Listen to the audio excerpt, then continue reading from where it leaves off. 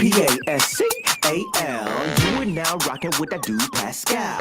We be going wild, Haitian in the building, so original. Got the haters catching feelings. Get your hands up to the ceiling and keep them held high. Cause St. Louis isn't ready. Forget about it, goodbye. Hold on, we just saying hi. Five somebody, rise up. Weekdays, catch us live. Somebody, let's go.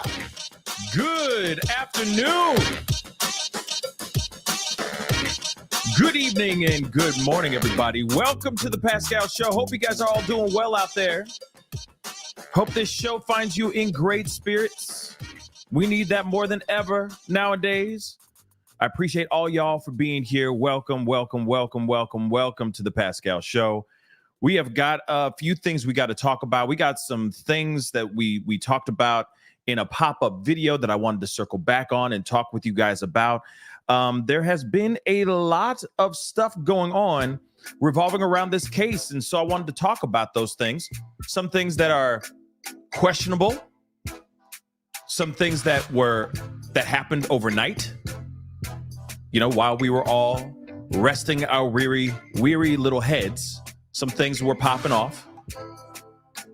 And then, of course, we do have a new friend of the show coming on to the show and sharing some of their insight and some of their opinions about everything revolving around this case. And then I may open up the phone lines later on. I may. And I'm just going to say this. Don't call unless I open up the phone lines. Okay? We got a big, thick, and juicy show for you guys. That sounded weird, but you know what I mean. Okay? We got an action-packed show for you guys this beautiful Saturday morning. I know some of you guys are already getting your drink on for St. Patty's Day, you know, trying to get to me Lucky Charms. I don't know. Just stop. I'll stop. Not you. I'll stop. But if you guys are out here getting that drink on, getting those green beers on already, please be safe out there, okay? And if you are going to comment in the chat, you know, maybe you can just get a DD, you know what I mean? A designated writer or something like that for you in the show, okay? Please drink responsibly. As you guys already know, we are covering this case, and I feel like this is a wake-up call for all of us, okay, for this crazy alcohol-filled weekend, okay? So please be safe out there. Real talk, all right? Drink responsibly. Anyway, we got to get into this, okay? Yeah. Combat drummer. Yeah. I meant steak. But some of y'all are like got minds of an 11-year-old. You know what I'm saying? So I digress. We are here to talk about some crazy stuff. We got some updates that we need to talk about. And hopefully the more we talk about this, we can get closer to finding justice and finding clarity and finding Riley Strain. So do me a favor. This helps the show. This helps the story. And of course, it helps the channel get out there. Please hit that like button down below. All right. Crush it if you're watching on YouTube. Let's get it past 300 likes. That would really, really mean a lot. If you're watching on Facebook, hit that reaction button down below. If you're watching on Twitter, please hit that like button and share this feed as well. That's to you both, my Facebook fam and my Twitter fam. That'd be greatly appreciated. Do not forget to hit that do not forget to hit that follow button on X, Facebook. Don't forget to crush that subscribe button on YouTube. We're in the 120,000 subscriber realm now, guys. It's amazing. And I appreciate everybody who's new to the family. Welcome to the family. Hit that join button down below. Become a member of the family. All right. By hitting that join button. If you're watching on YouTube, check out my Patreon, patreon.com/The Pascal Show on the ticker down below, going that way right now as we speak. Show some love if you can. Check out pascalmerch.com. Got some really great clothing over there. Okay. Sayings, handcrafted hoodies and t-shirts. Go check those things out. It'd be greatly appreciated. These purple lights do not pay for their doggone selves. Anyway, we got to get into this, guys. We got some things, and there's some things that I want to talk to you guys about that we've already covered in a pop-up video. But I am going to be circling back and talking about that here in just a second. Now, of course, as we already know, we do have this young man by the name of Riley Strain. He has been missing for over a week now. Okay, last Friday, he was out kicking it with his fraternity brothers. He went into a bar called Luke's 32 Bridge. Apparently, he physically was showing signs of being way too drunk, okay, being really intoxicated. So he was escorted, aka he got kicked out of this bar.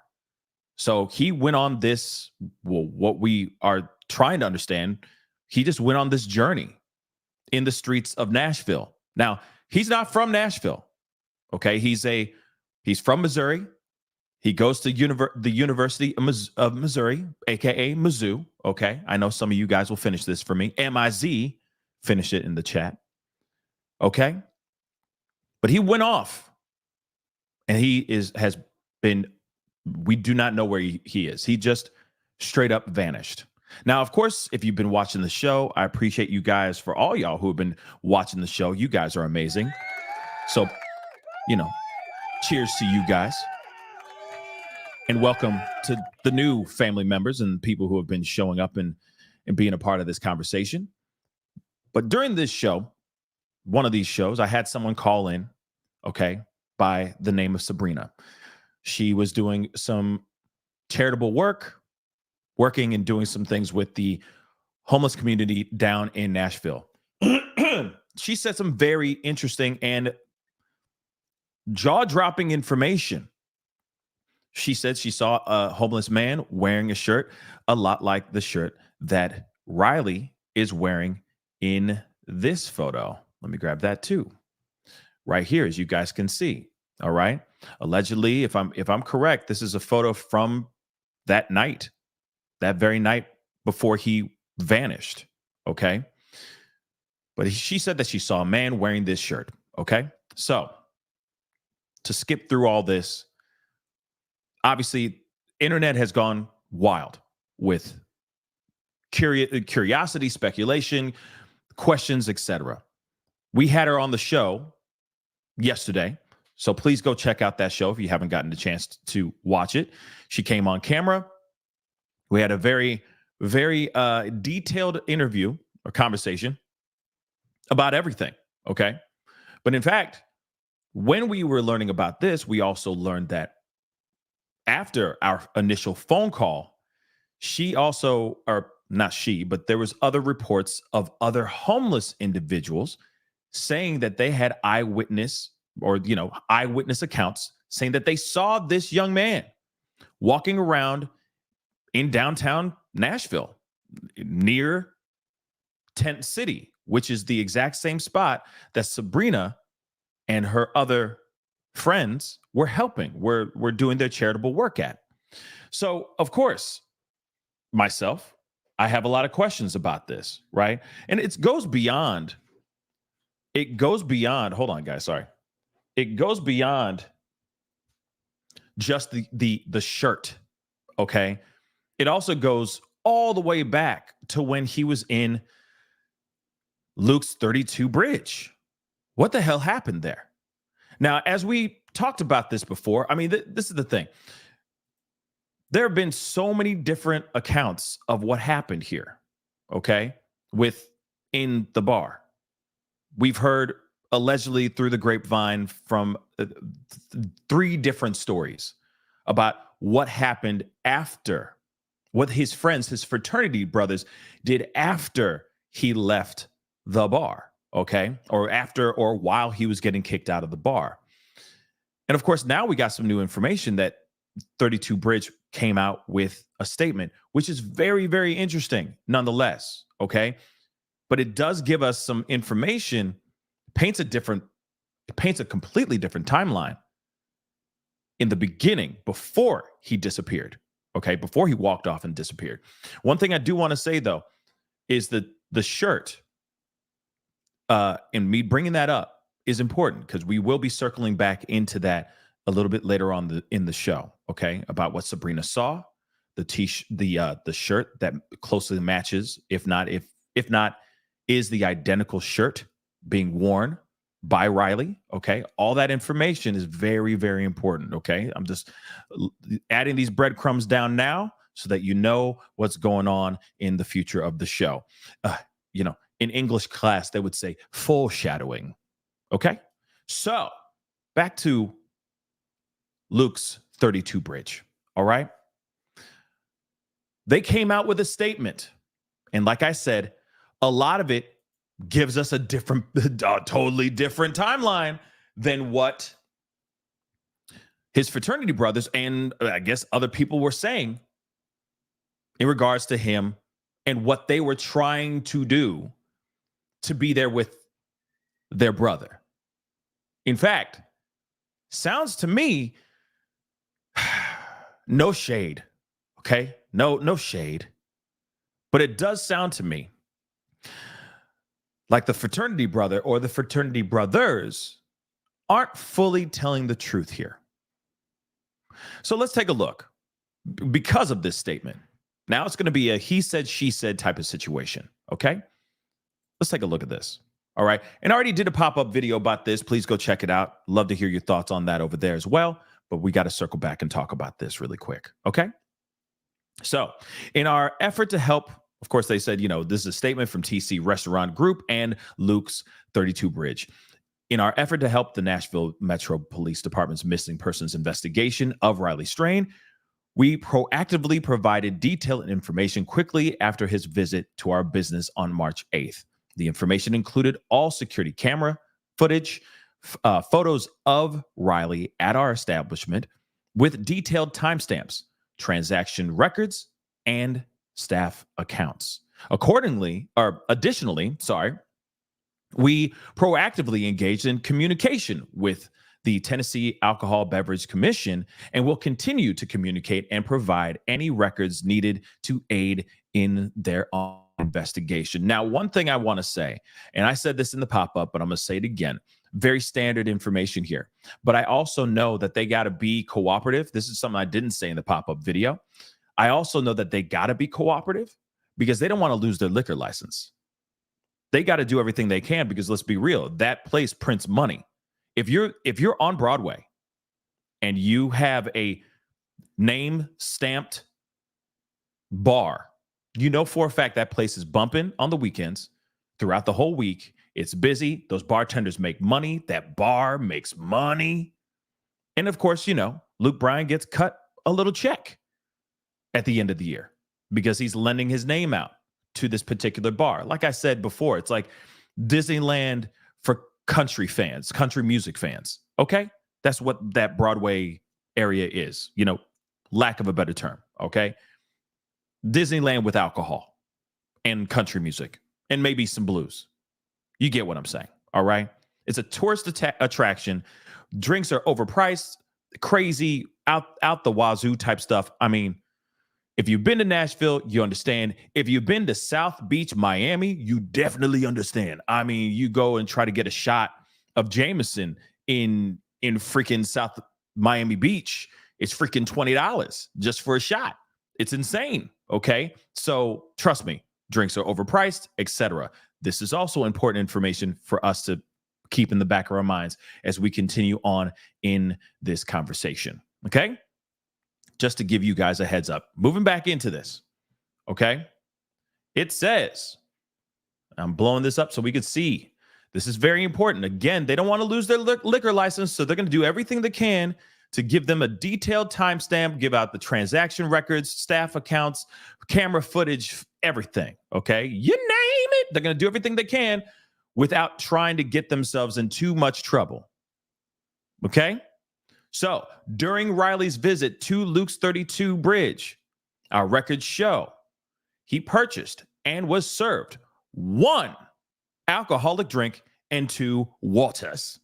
We're going to get back to that. That's kind of wild in my personal opinion, but there's a couple options and a couple possibilities here. Let's continue. At 9:35 p.m., our security team made a decision on our conduct standards to escort him from the venue through our Broadway exit at the front of our building. He was followed down the stairs with one member of his party. The individual with Riley did not exit and returned upstairs. And of course, they continue saying our prayers to the friends and family, and we hope for his safe return. Okay, very standard stuff.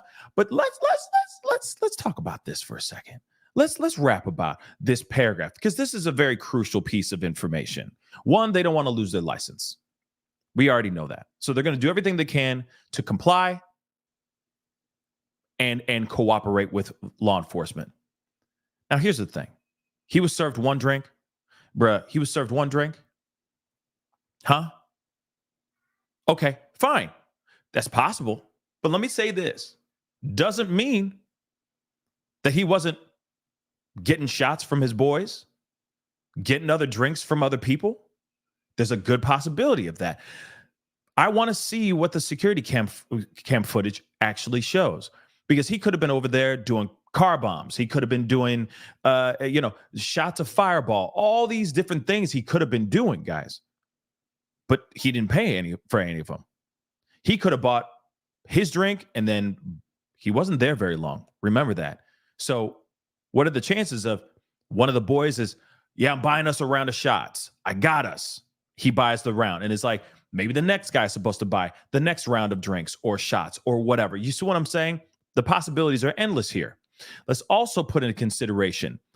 Somebody said in a comment on my TikTok, and by the way, please follow me on TikTok, okay? The Pascal Show, one word. But somebody said in a comment that this town is a pregame party town.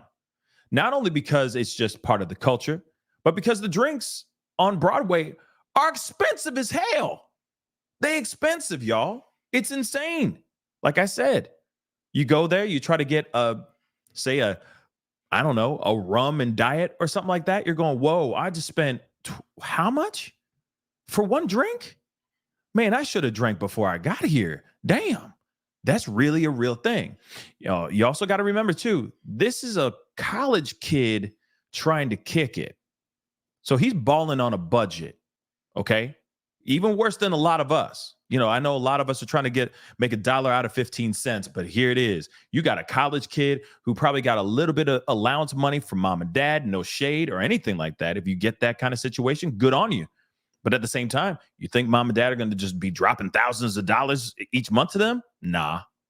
Probably got a little bit of money for food and whatever, and he holds a little bit for drinks, for alcohol, to be able to go kick it. So, of course, pre-gaming is a very good possibility before he walked into this bar. Now, the other thing is he bought 2 waters. Now, somebody said in a comment that they have liquid death drinks, like water. They're in cans. I've seen them at the rest. I've seen them at like the supermarket and stuff. I've always thought that they were energy drinks. Oh God, I thought that they were energy drinks. Okay. Actually, I thought they were energy drinks or alcoholic energy drinks. Does that make sense? Like a White Claw or something ridiculous like that. You know what I mean? I know White Claw isn't like an energy alcoholic drink, but you get what I'm saying. Like a seltzer of some sort. I didn't know it was like a water in a can. That's another conversation in itself. But he bought 2 waters. That's a little bit weird because I thought water's free. But we are in Broadway, Nashville, and I'm sure they charge you for every single thing that you even asked for. Can I get a napkin? Yes, that'll be $5. That could be possible. Okay. So, something to think about. But I see the 2 waters as a sign of he drank something and it was not working with him. He was feeling something and he's like, no, I need to sober up. Here's the water. I'm going to drink, right? But it kicked in, whatever he had. If it was laced, if it wasn't laced, if he had one last drink and that sent him to a whole other stratosphere of drunkenness, he was trying to sober up. But it was too much. And obviously it was too obvious. The bar said, hey, you are too drunk. You are too messed up. You need to keep it moving. Bye-bye. So let's get into this last part, okay? First off, we heard stories of him getting kicked out in the back of the bar. Fraternity brothers were saying we couldn't get to him because he was getting kicked out through the back door. So we had to get out the front door, ran around the bar to the back, and he was gone, right? He just disappeared, vanished out of thin air. Then we heard other things. No, they wouldn't let us leave the bar.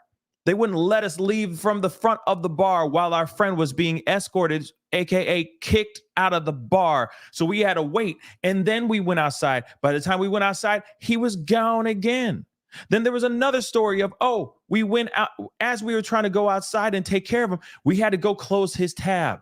So we went and closed his tab, came back outside, or closed a tab. We went back outside and he gone. Now we're hearing something where they say, in fact, they escorted him out the front of the bar. One of the friends did follow him out near the exit, but did not leave the bar. He just turned his ass around and went right back into the bar and continued to kick it. Now, again, there's a good possibility.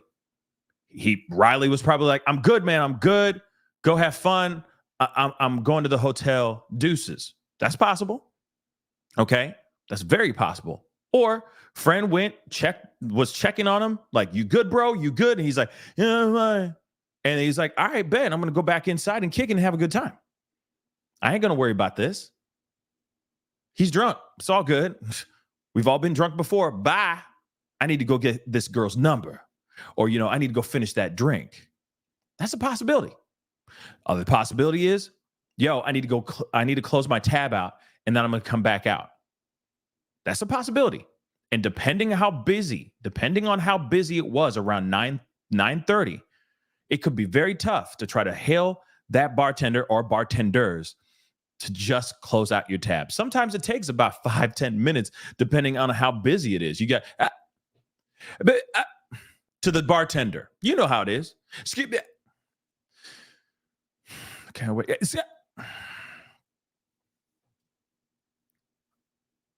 And they're like, yeah, we'll get to you. And then they get, you know what I mean? We've all been there.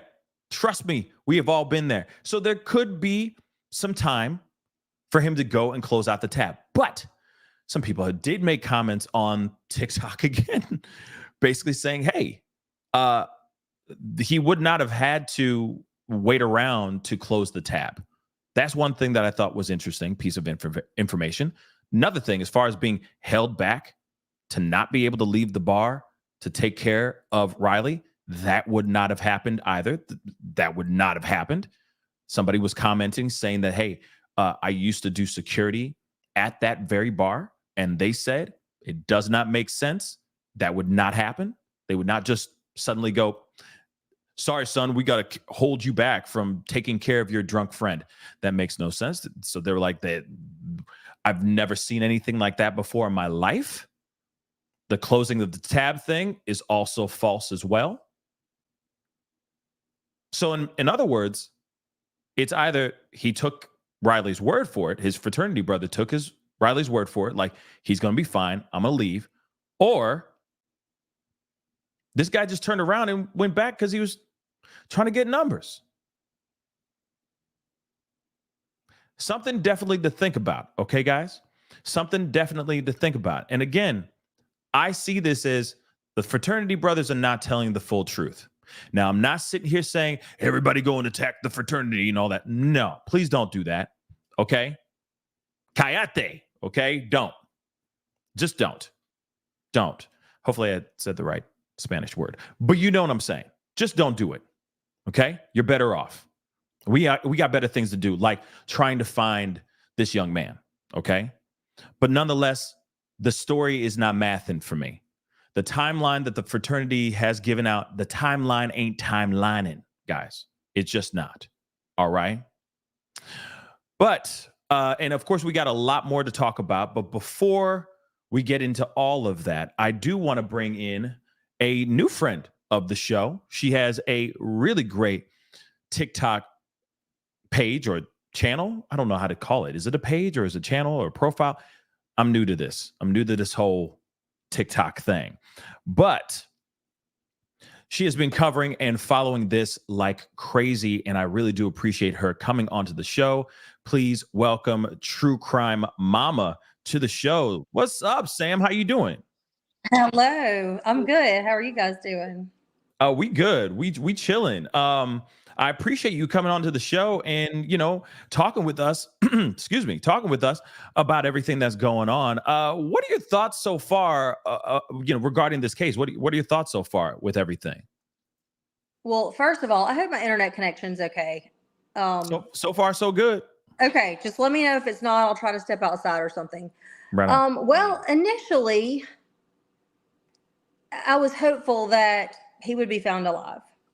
But as time has passed, and I initially did not really think foul play was involved. But as time has passed, I feel like this is probably not going to be the outcome that everyone wants. I feel like he probably is deceased somewhere. And now I'm not sure about foul play just because of all of the new information that's coming in with his shirt possibly being on a homeless individual. So I feel like there is a potential that foul play could have been involved. I'm kind of 50-50 on that. 50-50. You know what? Yeah, I lean much harder on the possibility of foul play. Because I mean, even so, the videos, I know that you've been doing a lot of really great content with as far as the search and the geographical areas of where his last ping was and all that stuff. Right. And you know, shout out to Justin on TikTok as well. He's been doing some really great content as Yes. well. And the thing is like one thing that I find odd, because regardless, if his last ping was right where it was, right, and he fell off that cliff, that very cliff that you've even shown in your one of your most recent videos, his fall would have to be so great that his body would have to bounce in a way to say roll into the river. You see what I'm saying? Right. It would have to be a great fall for him to have a trajectory in a way of him actually making it to the water. Wouldn't his body just be on the side right at the bed of this river? You see what I'm saying? You know, I do. But one thought that I had is we know that later in the night it started raining. So if he did fall there and he did not immediately go into the river, I wonder if possibly when he tried to stand up, he didn't lose his footing and fall farther, you know, and go into the river. That's just one thought that I had. I have no clue what happened. Yeah. I do hope that we get some answers because I just truly cannot imagine what his family, his mama is going through, not knowing where he is. Right. I mean, you know, honestly, I'm about to pull up your TikTok. I just need to find it real quick. But sorry, I'm doing two things at the same time.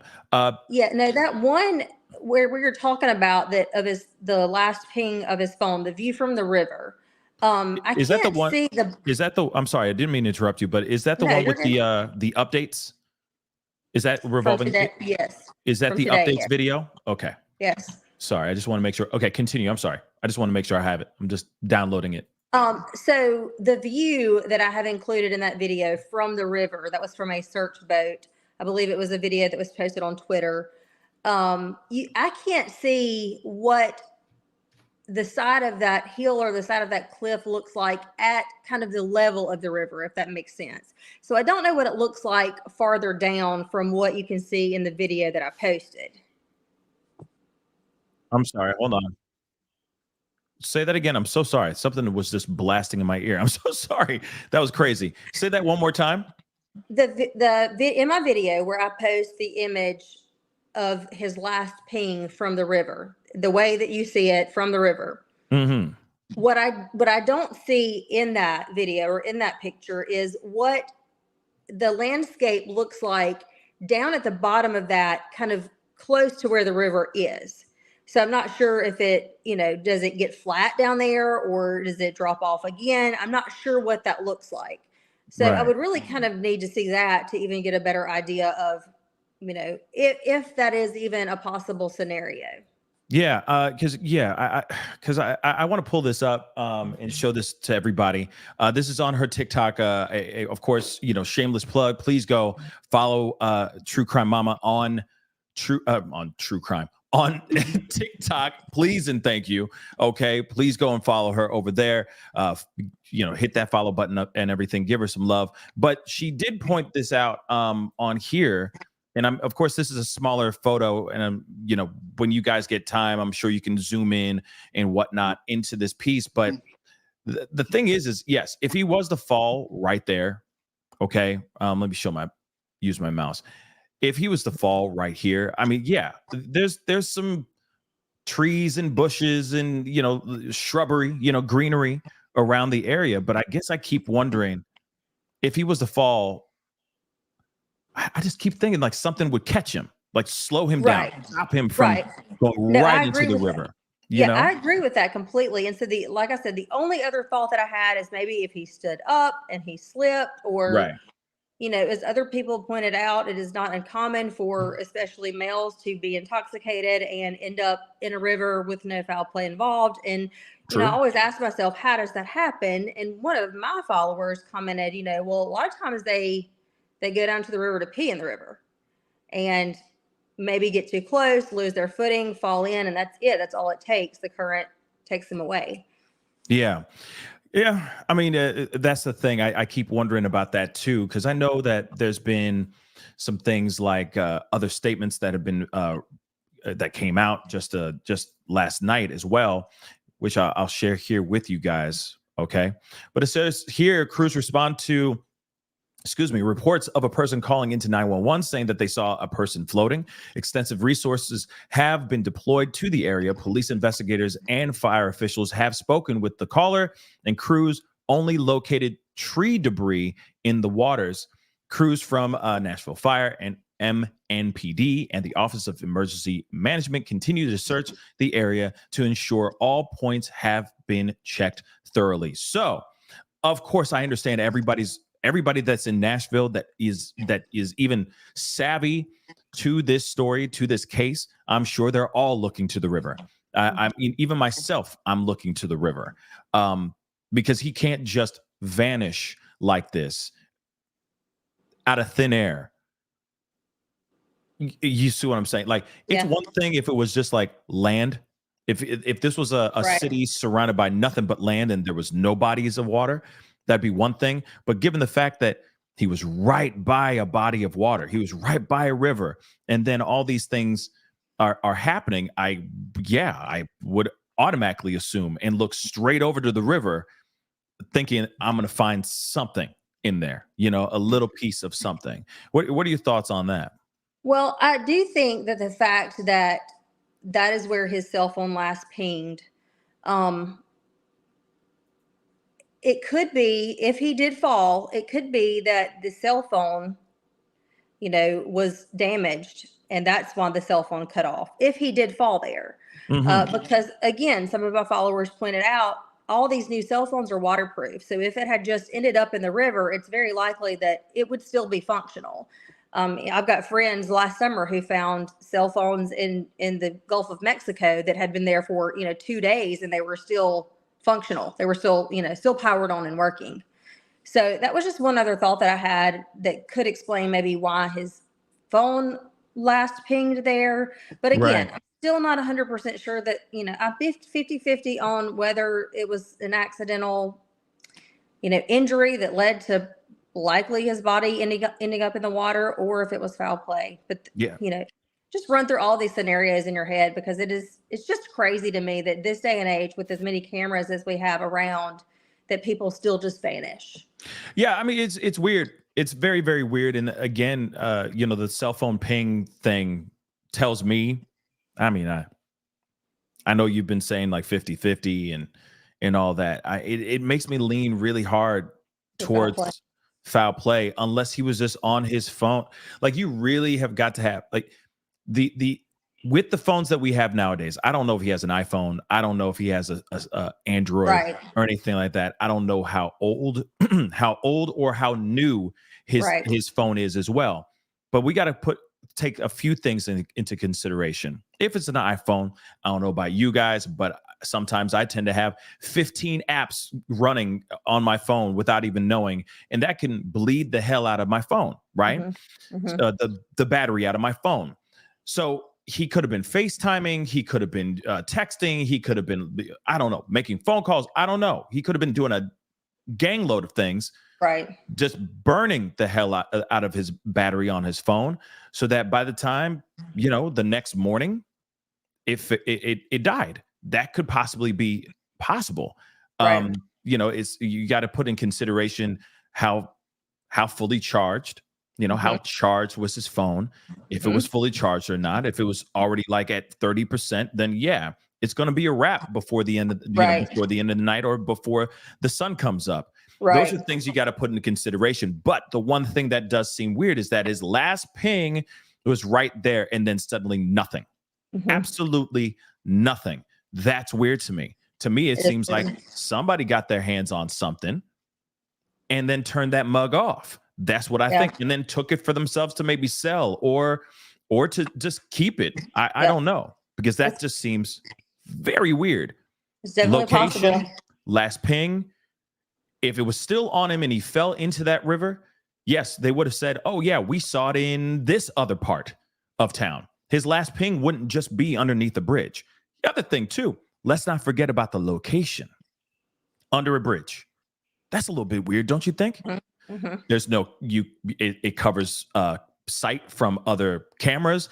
It's dark outside. It's nighttime. It's dark underneath a bridge. Crime could be committed underneath a bridge.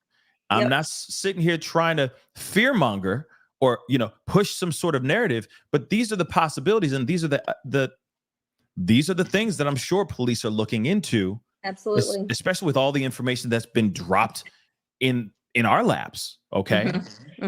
It's a little weird. So let's go back. Okay. I just did this before you hopped onto the show. Again, I appreciate you being here, Sam. It does mean a lot. Thank you for having me. Anytime. Welcome to the family. Now, one thing I'm wondering, did he have a laced drink, or was he just really inebriated and just a sitting duck? A series of bad, unfortunate events just lined up into the perfect storm. What are your thoughts on that? Well, I don't know. I really don't know. Part of me thinks that it is possible he could have been drugged. But another part of me feels like he probably had just been drinking, all afternoon, all evening, and was just intoxicated. I don't know. I'm 50-50 on that too. It's just so hard to say. Yeah. It's tough. It's too hard to say, because there are just too many factors. Like I was watching, before I came on, and you made a lot of good points. His friends probably did buy him some drinks. They probably did have some pre-gaming at the hotel room before they came out. Oh, they most definitely did. It's a fraternity. Sure. Right. They most definitely did. It's frat life. Frat life is drinking all day, every day. Is it Budweiser? Is it Miller time? You know what I mean? It's like every chance maybe these fraternities have changed over the years. Okay, the frat life has changed. Maybe they like to sit there and do crochet and play chess all night. I don't know. And he could have had alcohol. He could have had liquor with him. Just like people do to go into ball games. We don't want to pay those expensive prices for all the alcohol, so you sneak it in. Don't give that all away. Don't give that all away. So, don't tell them what's going on. Adults do it. So I know, I know the college kids do it. So that's a likely scenario that you have to consider too. Yeah. I don't know. It's weird. It's a very odd case. This is a very odd situation. I think we all are trying to understand what the hell's going on. With everything. Something I just saw in the corner of my eye. I know that I have a bunch of other super chats, but let me just grab this one because it just popped up and it just grabbed my attention. Thank you so much for the 5. Reminder, he video chatted his mother about an hour before and she said he was fine. Now that's a big deal. That's a big deal for sure. But and thank you, appreciate you for the 5. And don't worry, I'm going to get to the other ones too. Trust, guys, I will. Okay. But we got a few things we got to consider. Like I said, he could have been FaceTiming a whole bunch, etc. Those things burn power in your phone, etc. He's obviously very, very tight and close with his mother, which is beautiful, which is awesome. Okay. We need more, we need more mama's boys out here in these streets. Okay. But at the same time, she said an hour before, and he seemed fine. He came off seemingly fine. Let's be real. A couple other things we got to. I want to think that the mom said it was about 7:30 when he FaceTimed her. So that was about 2 hours before he was kicked out of that bar. So it was a little bit, I would say 1 to 2 hours just to be safe. And that's fine. Either way, 2 hours before or an hour before, let me tell you something. You can get proper drunk. You can get twisted in 30 minutes. You can. Trust and believe. You take the right drink at the right kind of speed. If you are binge drinking, if you are doing a crazy like drinking game where you're like pounding shots or something like that, you can get mucked up fast, guys. You can get really wrecked. Okay.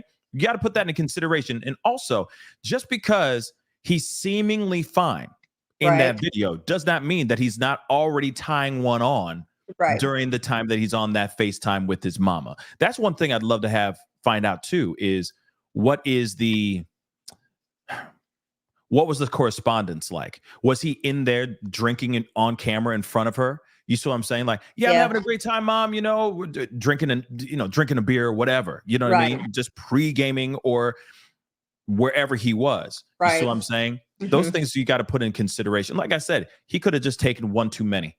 And then that one drink was just like, boom, just took him way over the edge. But it is odd, nonetheless. And we do have to put in consideration as well. Now, and I want to hear your thoughts on this. Okay. The allegedly lacing, we got to use these code words, unfortunately. Okay. Sorry. No. It's okay. The I lacing, wasn't sure how YouTube was. Yeah, all the platforms, you just got to be safe for some weird messed up reason. You're good. But the lacing of these drinks, okay? Now, apparently there's a culture on Broadway. Yes. Where people of men and women getting laced drinks. Do you mind expanding a little bit on that? Because that's kind of new information to me.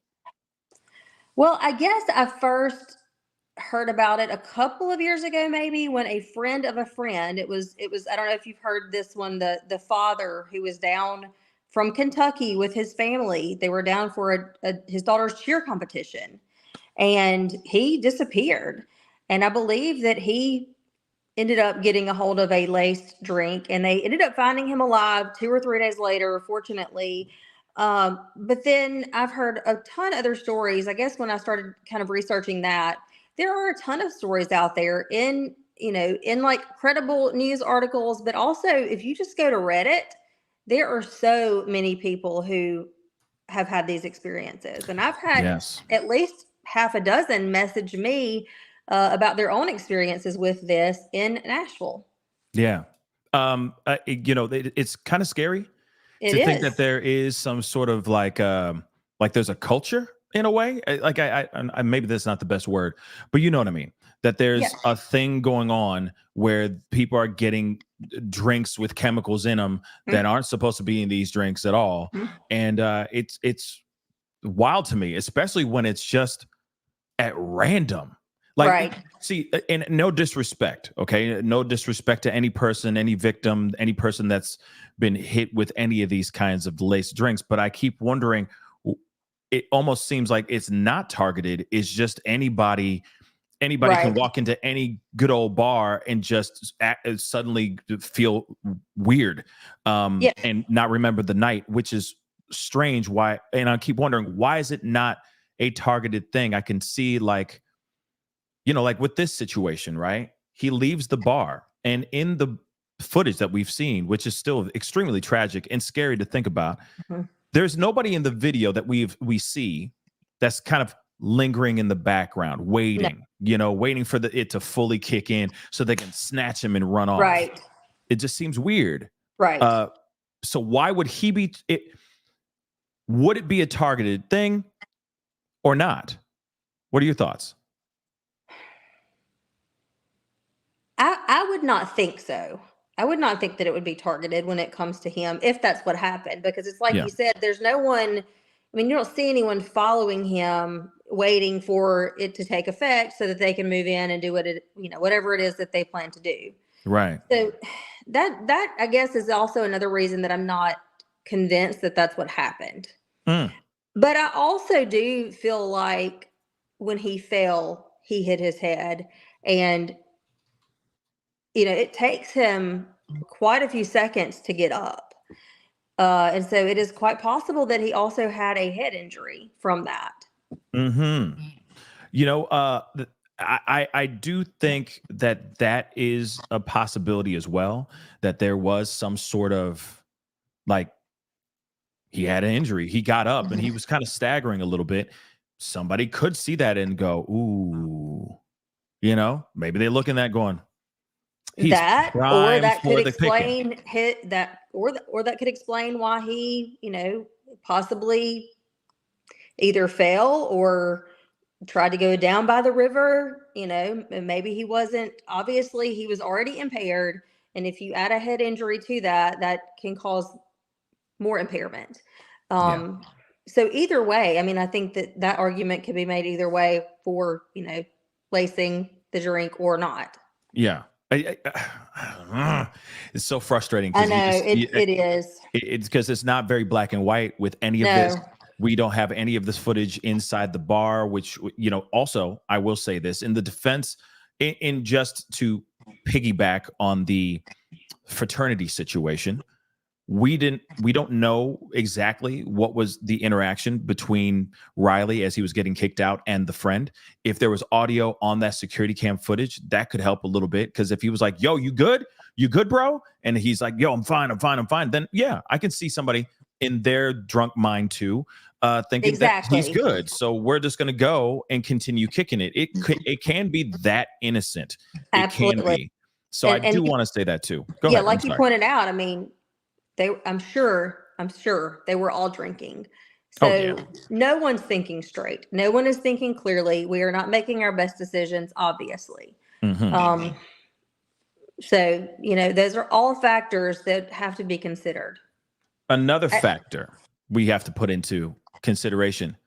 He's skinny as hell. He's 160 pounds, 6'7". Okay, if the wind blows right, he's going to be carried away. Okay, he's light.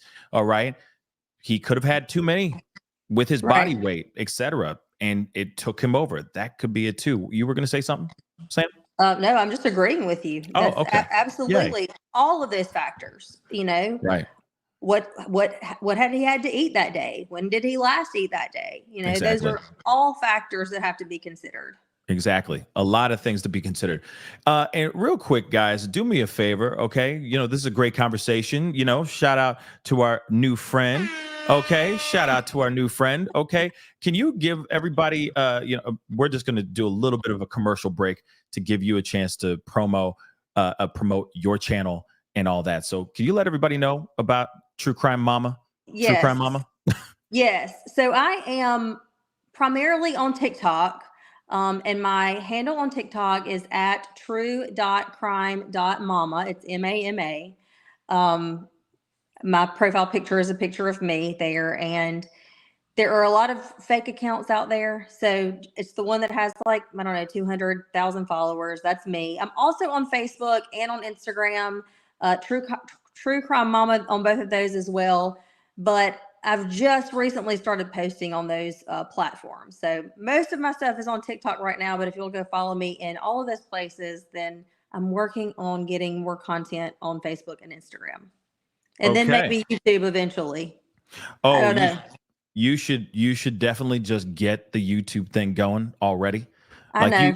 You encourage me TikTok. Okay. So I'm going to encourage you YouTube. Just do it. Get it over with. Just start putting up the stuff that you're doing on TikTok. Just post it on YouTube. Okay. Just to get the juices flowing. You see what I'm saying? Just to get it going. Okay. Trust me. You'll thank me later. I'm sure. I am sure of that. Okay. But everybody go follow her on TikTok, please. All right. Please and thank you. She's got a great platform. As a lot of the TikTokers that come onto this show, there's a lot of really great content creators over there, especially in the true crime realm. And she's been helping me quite a bit, which is really, really amazing. And I do appreciate that. But one thing I do want to point out too, okay, is that let's talk about this Apple Watch. Everybody's going Apple Watch, Apple Watch, Apple Watch. So I'm like, okay, you know what? He could still very well have had his Apple Watch still on him, right? So let me pull this up, okay? It says newly released footage. We already know about all of that. Nashville police told News Nation, the article I'm reading here, that they have applied for a search, okay, to access digital footprints, including cell phone data, bank statements, and Apple Watch information. They hope to have access to those details later Wednesday afternoon. In the meantime, detectives are reviewing all the information that they have currently. Okay. So hold on one second. Blah, blah, blah. Let's see. We already know about all this stuff. So they are looking at his Apple Watch as a possibility of being able to find his location, because his phone may have died, but if his watch is still on him, they could possibly track him through that Apple Watch as well, which is phenomenal. Okay. Which is amazing. You know, it's crazy. You think that it's the phone, and if the phone dies, oh, we can't locate him. It's like, no, we can. It has a separate phone number from my understanding. So they can track that Apple Watch even if his phone has died. Right. So hopefully they'll be able to track him, unless when his last ping happened, they took, and if a crime was committed on him, they could have taken his watch as well and shut the thing off as well. You know, it takes 2 seconds to learn how to turn off an Apple Watch, unfortunately, but that is true. That could very well be what happened here as well. What are your thoughts on that? No, that's a great point. Okay, boom goes the dynamite. I don't have anything else. That's a great point. It's right on. Okay. So okay. I do have a question. Go ahead. Do you know how long it generally takes law enforcement, once they have warrants, like for Apple, to get this data back? You know what? That's a very good question. I don't know. I don't either. Honestly, I don't know. I wish I did know. Real talk. I really wish I did know, but I don't. I unfortunately have. You know, but that's the thing. They may have everything right now, as far as his cell phone data, his Apple Watch, etc., and they could. But I feel like there would have been some sort of article, somebody leaking information saying, "Hey, this is, you know, we already have all the data. Here it is. Everything pinged right here and stop pinging here, etc." So that is very, very interesting as well. Was that press conference on Thursday? Was it on Wednesday or Thursday? The press conference was, oh my Lord. I think it was Thursday. Everything blends for me. Everything's blending into a whole day. I can't really remember either, but it was Thursday or Friday. It was Thursday or Friday. Okay, then it was Thursday, because it was not yesterday. Okay. Yeah. So they may have some stuff. Yeah, they may have gotten some stuff yesterday, perhaps. It's just insane to me that we've got a missing person and it's taking a week to get this information, a week or longer. Right. It is pretty frustrating. Long story short, okay. Because even so, Sabrina called into the show. Okay. Shout out to Sabrina. I appreciate her energy. She called in and we asked for some updates, you know, like, hey, did you call police? Did you let them know and everything? She's like, yeah, I left messages. I talked to, I called them, and she's like, they have not called me back. And I'm going, wait a second, this could be crucial information that you saw, crucial information that you have, and you still like nothing. That makes absolutely no bloody sense. Which is the reason why I wanted to bring this piece up. You just did a TikTok, which I do appreciate you doing this TikTok, and I wanted to share this with everybody. Now, first off, there was a post that was made, okay, by another content creator. His name is Chris. Okay, he has a pretty big following on Facebook. And he is boots on the ground. He's in Nashville trying to do what everybody else in Nashville that knows about this story, what he's trying to get him home. He's trying to get Riley back home. Now, things have been said that the tent city was taken down and it's gone. But then I'm hearing other people are sitting here saying that are in Nashville. Other people are saying that tent city is still up. It's still there. It hasn't moved anywhere. So now we get this new message. And of course, thank you, Sam, for sharing this. But Chris did this content creator did post something, but then it got deleted. And I'm curious why. I'm very curious about why. Now, let me just say this again. Let me preface everything really quick, which is this could be something and this could be nothing. So I'm just giving you guys the updates and letting you know what's going on. Okay. This could be something, but then again, this could be nothing at all. So can I add in? Go ahead, Sam. Go ahead. So Chris also, not only is he a content creator, but he does work a lot with the homeless population in Nashville. I did not know that. You know, when I initially made that TikTok, I know it now. Apparently, Chris is a very good, giving, loving, and honest person. Absolutely. So not only is he in Nashville, but he also has a huge connection with the homeless community there. And so I think that's kind of where he initially decided to step in. Yes. And then you can share the post. Because of that, and because of the information that we heard about from Sabrina about this shirt being worn by this young homeless man, okay, wearing this pristine shirt that looked exactly like the shirt that Riley was last seen wearing, okay? So, and I appreciate that clarification with Chris, and yes, he's doing some really amazing stuff. But he posted this, which I thought was interesting, okay? He posted this, and then he, like, edited it. Okay, so he said, I think is crucial information, and I'm quite curious as to why it was edited. So he says, so tonight I went and searched for information down at the camp about Riley Strain and found out that yes, someone had his shirt. That is big. Okay, someone had his shirt. I also found out some mind-blowing information about that night and about the events that transpired with the person who was seen with his shirt. Very interesting as well. Oh, there you go. You're back. Hello? Hello? I lost her, I guess. Hello? How about this? If you can hear me, leave the chat. Oh, wow. Hold on. Let's see. Hold on. Hold on.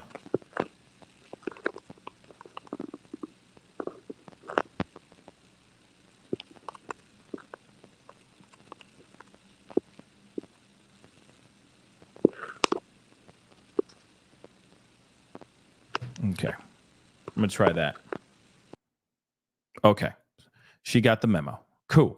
All right. Let me try this again. Okay. So he put this post up, and I'm curious about why this was taken, like this was edited. Okay. So he said in this post, so tonight I went and searched for information down at the camp about Riley Strain and found out that yes, someone had his shirt. I also found out that I've also found out some mind-blowing information about the night and about events that transpired with the person who was seen with his shirt. That is big, okay? I've gotten with the police and investigators, and I'm hoping that by tomorrow, this information will lead to the location of the shirt and what happened. I honestly had no idea that I would come across what I found, but was shocked to the point I had to get with Metro immediately. I will share more information once they have done their investigating, so nothing is compromised. Please keep his family in your prayers. First off, this is huge if this is true, okay? This is huge information if this is true, okay? That's one thing I do want to point out, all right? And I am curious, what were the mind-blowing information about the night and the events that actually happened? I'm curious about that, right? I got a lot of questiones, okay? Now, he posted this 10 hours ago, you see? And then now it says down here, He said, I had to change the post because I don't want things to get out of hand. I also don't want to hinder the investigation. I'm in contact with the powers that be. If anyone wants to reach, please message me. That's very interesting information as well. So I am curious, what actually is happening here, right? What the heck is actually happening here, and why? Why would he delete it? Now the thing is let me say this too. I understand that maybe he posted that and he was like, oh, damn, I don't want to compromise anything. Also, I don't want any hatred towards the homeless or hatred towards the tent city in which he's, where the shirt was allegedly seen and all that. A lot of people, understandably, are feeling some type of way with all this information. And so I am quite curious about, one, first off, the fact that he said in the very beginning of this, I mean, this is crucial information. Crucial information. Why would you take this down? Why would you edit this? That doesn't make any sense to me. The fact that one thing that does blow my mind is that they're saying, or he says, that yes, someone had his shirt. That's big. And then, of course, there's information in events that transpired around this person who was seen with this shirt. So what is that? What happened underneath that bridge or beyond? What happened? You see what I'm saying? It's interesting. And of course, it doesn't seem like this is a guy that would just, because I see somebody saying here, hold on, where did it go? Oh, shoot. See, the comments are going in so fast, and I do appreciate it. But somebody was saying basically something along the lines of people are calling him a clout chaser and all that stuff. I don't think this guy would sit there and do this for clout. You know what I mean? I really don't see that. I think I see this as a good-hearted, good-natured individual that's just trying to help out, especially if he has that connection with the homeless. Mm-hmm. I don't get it. It's like he's just trying to help out. And if it is true, okay, if this information is real, this is crucial information and law enforcement should know, right? Yeah. What are your thoughts? No, I agree with everything that you said.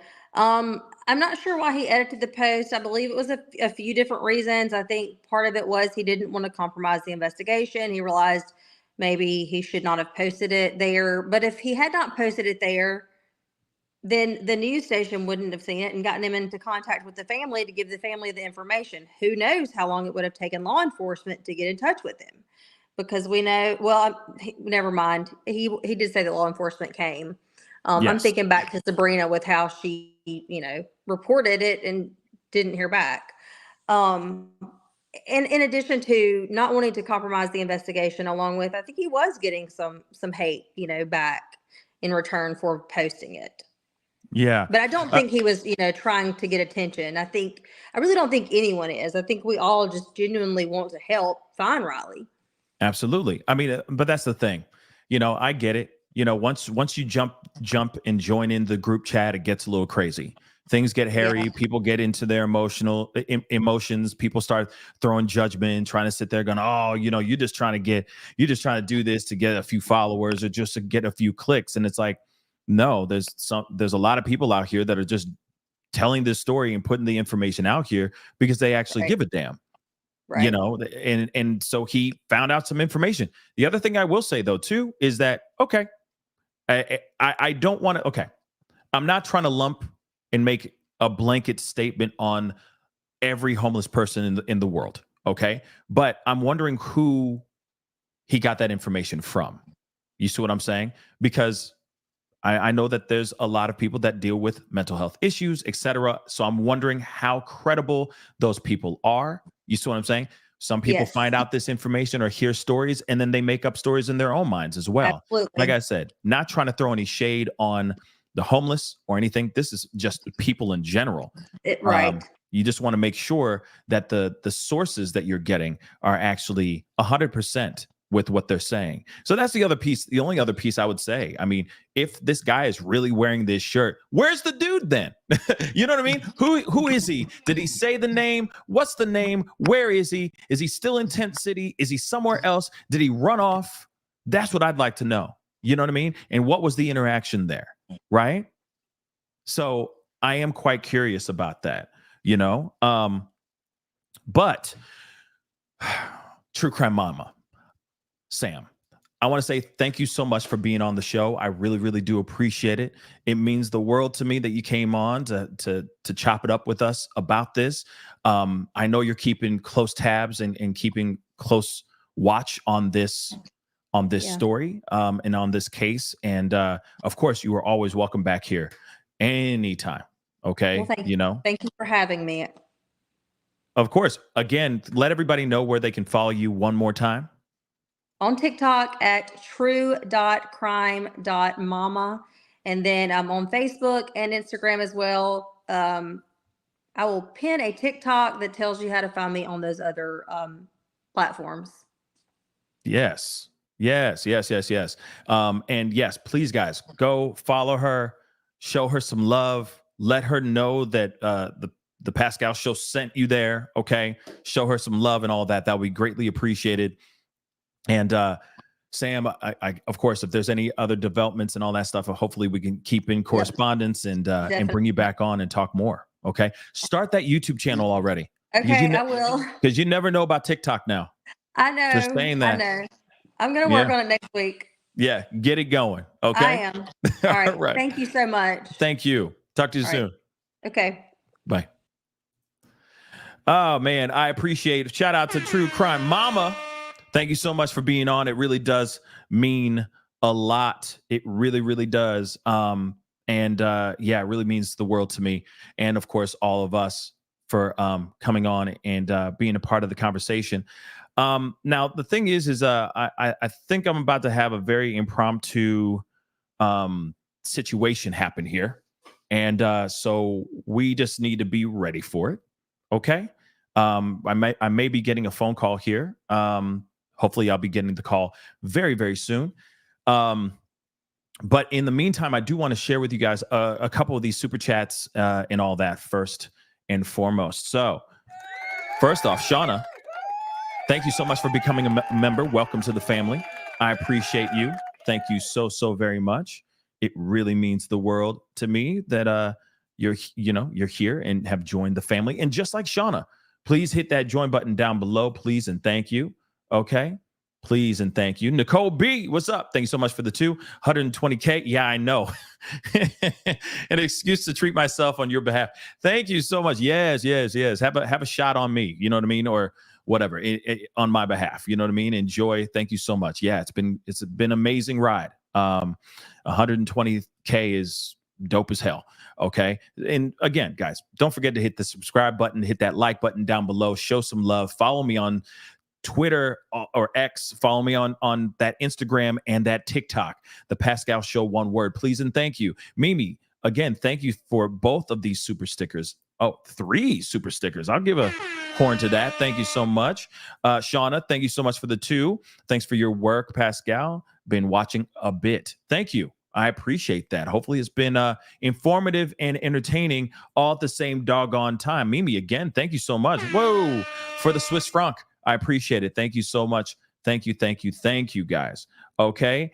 But again, I know that a lot of us are curious about what is going on here, right?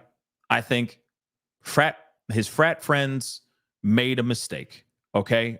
Let's keep that a buck. I think the frat friends made a small little mistake. Okay. And I think it was an honest mistake. Again, I don't think it's a thing where they just said, screw him. You know, I think that they made an honest mistake, thinking that he's going to be fine. People are not sitting here thinking about crime all the time. Okay. They're thinking he's fine. He's going to go home. It's cool. Okay. But I think what's frustrating, and I don't think looks good on them, is them trying to put out statements that don't back what actually happened on security cameras. That's the part. I think that's the biggest part and the biggest problem and the issue that we're all having right now. Okay. We're all having that issue with this. Okay. Hold on one second, guys.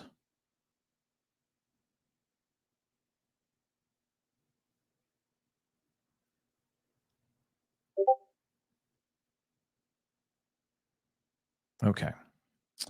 So again, interesting information. I'm still curious about the one drink. The one drink. It just seems a bit weird to me. Okay. It does seem a bit weird to me. I'm questioning everything. Okay. Thank you, Mountain. Thank you, Mountain Kayaker. Thank you so much for the 5. You're so professional. Professional. Thank you. I'm so professional. I appreciate that. Thank you so much. Thank you so much for the love. I really do appreciate it. Yeah, I'm curious, but guys, we do have a very special phone call coming in right about now. So hold on one second, guys.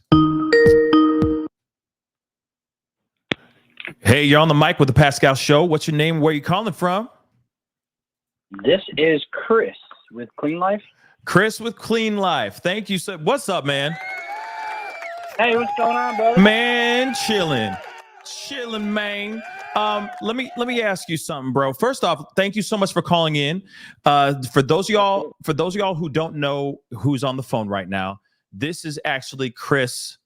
The Chris that we were just talking about. He put up those posts about the possibility of knowing some more information about the guy wearing Riley's shirt and confirming that this was his shirt and all that stuff, etc. He is online with us right now as we speak. So I really do appreciate you calling in. Also, I want to say this too. Not only are you doing some amazing work, just trying to help out with the search of this young man, but I also know that you've been doing a lot of really great things, reaching out and doing some charitable work, positive videos, etc., surrounding the homeless. And so I want to say thank you, and I appreciate your energy, bro. Real talk. Absolutely, man. Hey, I appreciate that, and I appreciate you having me come on so I can kind of clear up some of the things. Yeah. And just let you know. Do you want me to just kind of give you a little information? Or, yeah. Do you mind if real quick I just kind of preface this really quick before you clarify a few things? Is that okay? Sure.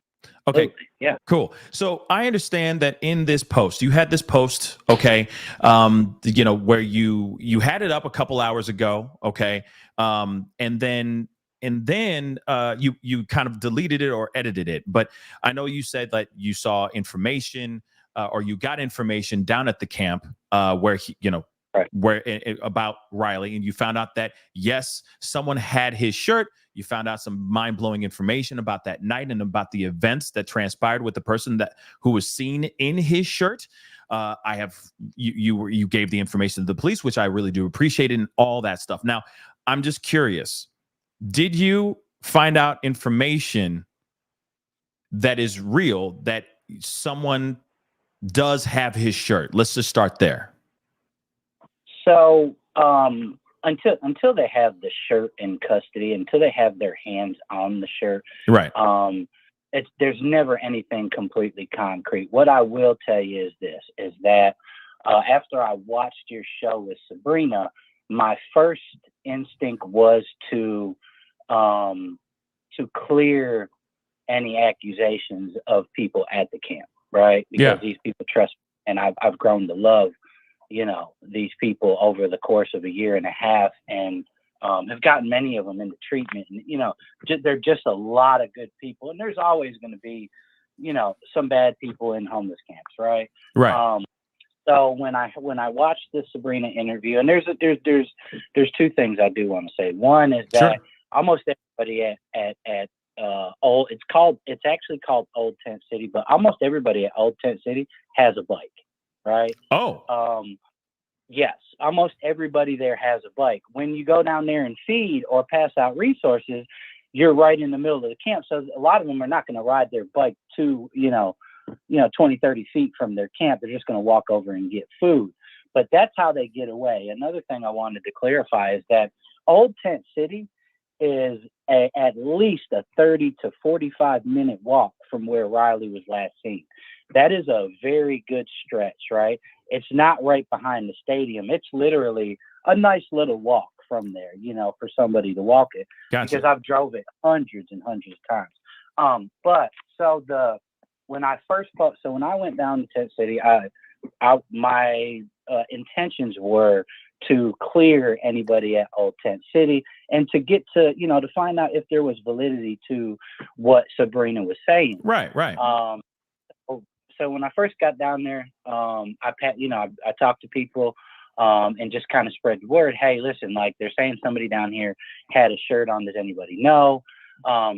So a little bit later on yesterday, I got several calls. Hey, such and such person had that shirt on. Okay. So when I heard that, I got back in my car and I went down there and I started talking to multiple people in the camp. Gotcha. And they everybody that said that this person had that shirt all said this to the same person. To the point of I even asked them to, hey, listen, have him call me because I know who he is. I've fed him before. I've helped him. I said, have him call me so that if he does have that shirt, that we can get that over to the investigation or the police immediately. Right. And maybe they can pinpoint a location of where that shirt came from. So, throughout the course of that, I did find out a little bit more information, which is a lot of hearsay of actually, we don't know until the police investigate it, that there was some incidents that occurred maybe with this individual that night, which is in question, right? The night that Riley went missing and in the early morning hours of Saturday. But again, I don't want to say, hey, this person did this and did that.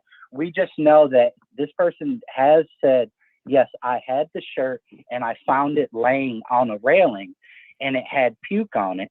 And I wiped the puke off and I put it on, is what he's told other members of the camp. Right. Wow. So real quick, you said a lot there, and I want to be able to ask some questions before you continue on, if that's okay, Chris. And I really do appreciate you calling in. It really does mean a lot. Okay. Everybody give them some purple hearts in the chat right now. Okay. Because this information could be real talk. This information could be everything. And then again, this information could be absolutely nothing. And it doesn't mean any disrespect to you. It's just that we don't know. Right. So I'm curious. Exactly. I'm curious about a few things. Okay. He has a phone. What?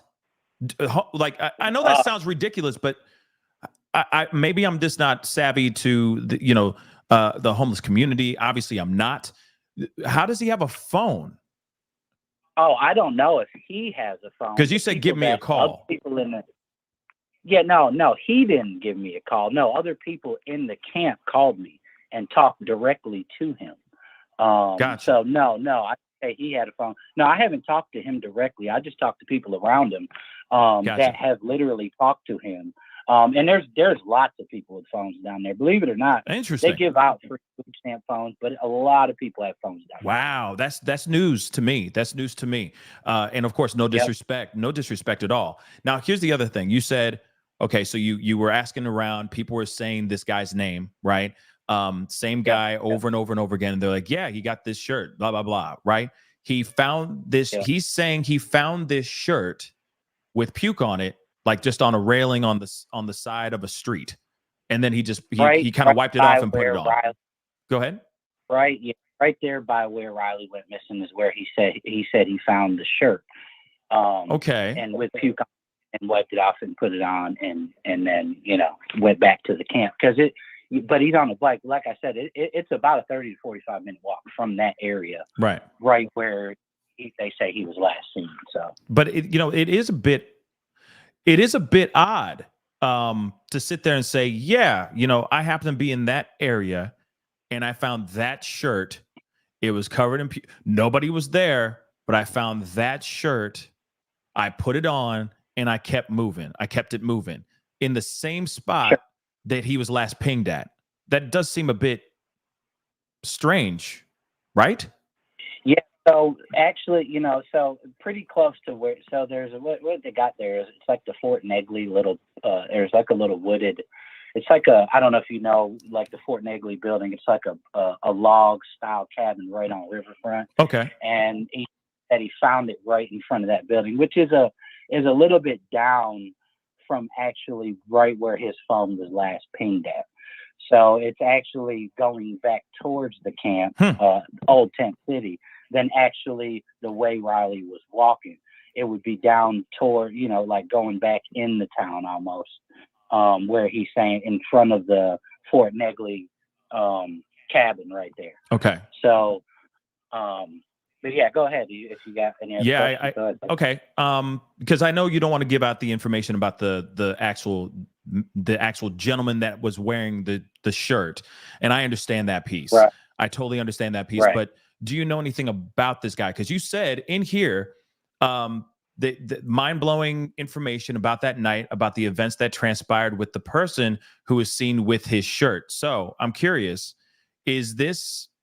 was there a crime that happened? Is this guy, oh, wait, another question, compound question. Is he known to have a criminal past, this individual as well? Man, I don't know his background. I know he's had some altercations at the camp, but what I've experienced from him is the utmost respect. Me personally, he's always been nice, always been very respectable when I was there. We've had conversations. I've never seen the other side of him. Now, I'm sure that there's people in the camp that have had some of the mind-blowing information was basically some altercations that he had got in around that same time, right? Mm-hmm. And of course, in the moment of, as soon as I got done getting this information and finding this out, I was kind of in shock, right? So like immediately as I'm pulling out, I see a Metro police car and I pull right up to him and I say, hey, listen, like, and I actually kind of knew the police officer because I've worked in there before and I've had maybe not this situation, but I have had some violent situations that have happened before, right? That I've had to call them and call ambulances and different things. But so when I was there, I was talking to the police gentleman and he called some other police and we had a whole conversation. And I actually while sitting there with the police, called one of my contacts at the camp and was able to let them hear the exact information that was given to me. And I also recorded everything all the information that I was giving at the moment. I was on video because I recorded everything. One, for protection. Two, it's kind of how I get donations. I'm not a grant funded organization. It's the only way that I'm able to help people. Right. Right. But I have recorded at the time. And, so as far as I know, honestly, I've only known him to be a nice guy. Right. So now, but I do know there was some altercations that happened that day and early morning that night. And so I immediately told. No, you say that again. You immediately what? I'm sorry. I immediately, as soon as I pulled out, when I was pulling out of Old Tent City, there was a policeman parked across the street. So I pulled right up to him, said, hey, listen, I know this is going to sound crazy, but here's some information that I just got. And I also showed him the video. And I said, I don't know how pertinent to it, but it sounds pretty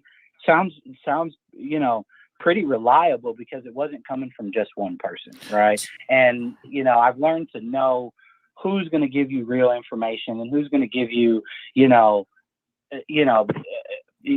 information that they just want some attention from, or maybe, something they just thought of. Right. So I was able to give them that information right then. Okay. They then called other police officers and there was I believe there was one investigator and an undercover that came, and all got to hear exactly what I said and what I told them. And I asked them, please let me know if anything comes of this. Right. So, right. Okay. Right. So, and that So really, really quick, okay? Because you did say a couple things here too. What altercations? I'm curious about that too. What you said there were altercations there were a couple altercations that happened during that day. Did that have to do with the guy wearing the shirt or no? It did have something to do with the guy wearing the shirt. Interesting. But the one thing I don't want to do is because I don't know for sure that those altercations actually happened. that, you know, they told me that these altercations happened with him, but I don't want to say that and then have people thinking that this guy is already guilty of something and he just found the shirt. Okay. You know what I mean? So this was all. So in other words, the information that you got is just through the grapevine hearsay from other people that live in Old Tent City. That live directly and have experienced, you know him, and two of them are the ones that said they had the altercation at that Friday and early morning Saturday. Wow. So this individual, yeah. So the individual that was actually wearing the shirt woke up that day. It seemingly, allegedly, woke up that day and I guess was just on one. Just woke up and chose violence that day. It seems. Oh, that I don't know. Okay. I think there were some ongoing issues he had with a couple of people there. Maybe, you know, I don't really know. You know, there's a lot of, you know, Interesting. There's a lot of, you know, it's harsh conditions, man. You know, when you're hungry and you're going through something, man, there's a lot of altercations that happen, especially, you know, given the circumstances. So I get that. I don't really know if that's the case. What I do know is that there is some validity to what Sabrina said about someone having a shirt. Yes. For sure. The police were able to pull his profile right up immediately when I told them the name.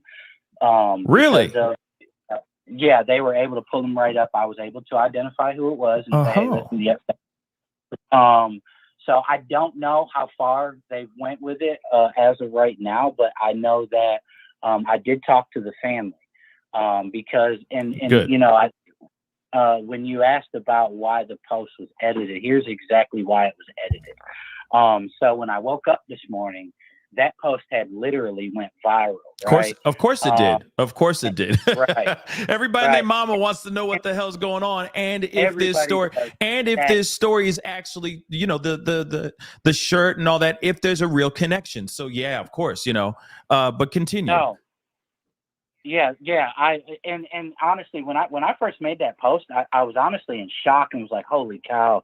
Like I was still in the moment of finding that information out, talking to the police, and then I was sitting there and I was just sharing it with my platform, and you know it went where it went. So in the comments there was a lady from Fox 17 News that said, hey, listen, I want to get you in touch with the family.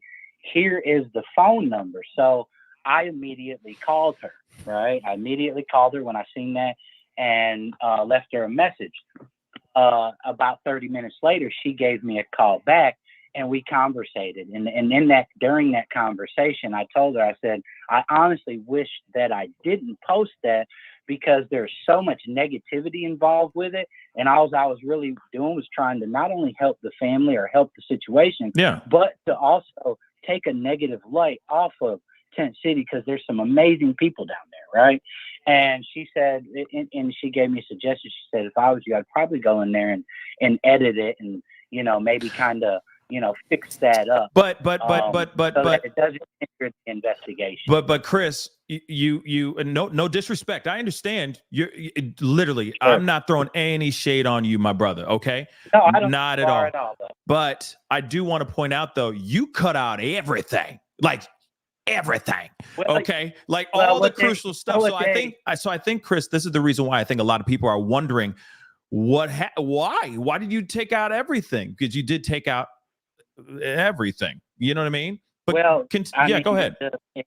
If you would have seen the amount of negativity and the amount of messages I was getting and the amount of, you know, it was just becoming overwhelming. I see. Okay. And after talking to the lady, Kelly from Fox 17 News, she suggested maybe you ought to edit it and just wait to get in touch with the family. And I said, I think that's the most important thing to do because I'd already immediately, as soon as I found that information out, I brought it to the police and shared everything with them. Right. And then about an hour later, the family called me. And once the family called me, and the family hadn't actually seen the post, right? Because I explained to them, I said, listen, like, I regret kind of posting that without talking to you guys first. even though I had talked to the police first. Yeah. And they were like, hey, listen, we didn't even see the post. There's so much stuff coming in. We weren't even able to see it. True. But I gave them the information. I have the direct number to them. But that, that's, when I completely made the decision, like, this post isn't, it just ain't, when it wasn't healthy for me to keep on dealing with the negativity, and I understand. and it was taking up my soul and spirit. And I put, like I said, believe it or not, somebody commented on there and they said, listen, you can still see the original post. And I said, oh, well, I didn't know that. Right. I guess you can And I said, but if I erase all of it, then people are really going to try to like say something. So I felt, hey, let's clear this up and let them know that. No, and listen, I understand. I understand where you're coming from, the angle in which of look like, hey, let me just edit this down, but I'm going to let people know that there is some movement going on.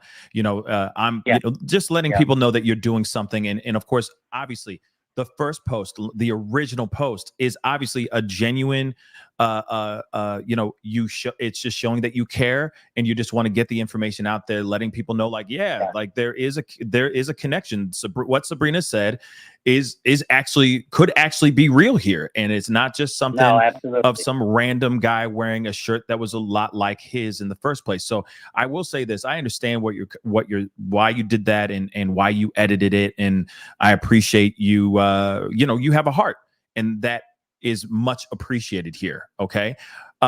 Now, when it comes to it, you talk to the family, so that's good.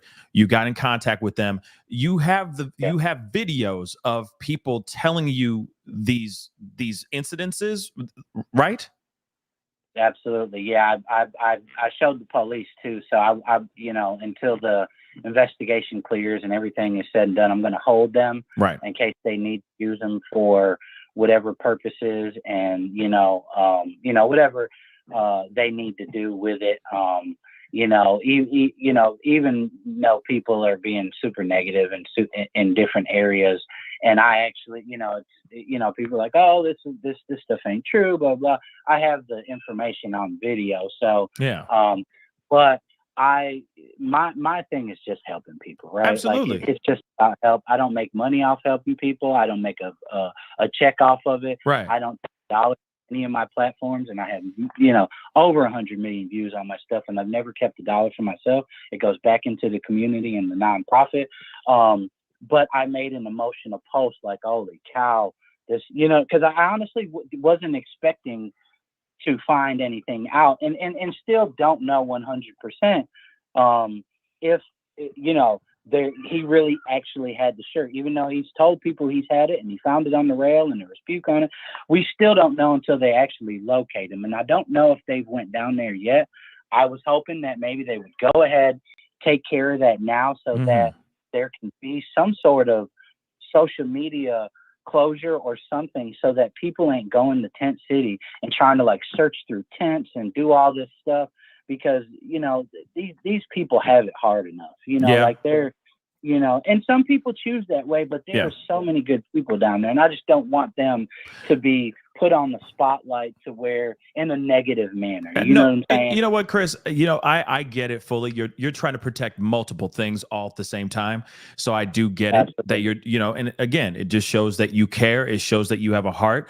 You wanted to give people information, because I know that that moment was a big viral moment, at least in the true crime world, especially around this particular case. A lot of people are asking a billion different questions about this. Right. So I totally understand that not only are you trying to protect the family, you're trying to protect the people of Old Tent City. You're also trying to protect yourself as well. Again, I will say this: haters are going to hate. Okay. Absolutely. So if you come out with some information, somebody going to slide through, behind their QWERTY keyboard and just start throwing hate for no reason, especially if you're doing something that's on the good. So of course, there's going to be a lot of backlash or a lot of pushback when you start doing the right thing or doing something that is good. That's just how it is, unfortunately. But you just keep pushing through, my brother. Ignore the haters, because the haters probably just want to be you. They wish that they were there cracking the case and getting the information that you obviously got in such a wonderful way. Also to the people of Old Tent City, I do think that, yes, we need to be very respectful of those locations, that we should not be out here throwing any shade or going down there and harassing or making things worse for them, etc. We'll let police do what they do. You did contact police, which is great. You contacted the family, or you got in contact with the family, which is even greater because they need to know what's going on as well. And so I commend you, and I appreciate you putting in the energy. But again, as soon as you start putting out good energy, bro, that's when the negative starts pushing. So you got to push through that bull. You got to push through that BS. You know what I mean? One thing I'd love to say is that Old Tent City has a way of the good protecting itself down there. And what I mean by that is that if say this something does come of it, or there's more good people down there than there is bad, right? And the good people are going to be honest, and they're going to try to get that situation resolved and to get to the bottom of it, because they were, people are more than willing to, several people were like, man, that kid was only 22 years old. And, they were more than willing to like go to the extremes to try to find out who had the shirt, where's that, what's going on, what was the case this night, and again, at the time, it was very mind-blowing when I heard it. So that's why, mind-blowing to the point I immediately went to Metro, because when I called Crime Stoppers, the number was busy. So I immediately, as soon as I pulled out, because I called them while I was in there. As pulling out, I seen a Metro police car parked across from Old Tent City. So I pulled up on them and pulled out my phone and the video, showed him the video, called and explained and let him actually hear and see what I heard and the information, so that there was no, this isn't something that I've just heard around the block. Absolutely. Like, they got to hear for themselves, you know what I mean? And I think, I hope, it's my hope that the guy that, if he did have that shirt, and I hope to God, because I've met him, I think he's a nice, great guy. I've heard stories yesterday of altercations, but he's always been very, very respectful and nice and kind to me. I hope that he just found the shirt and that he could give them an exact location of where he found that shirt. No doubt. They can target that exact area where he found the shirt. But again, I don't even know if they went down there to find him or talk to him, because they definitely know. And I know our police department truly are some amazing individuals. I've met many of them.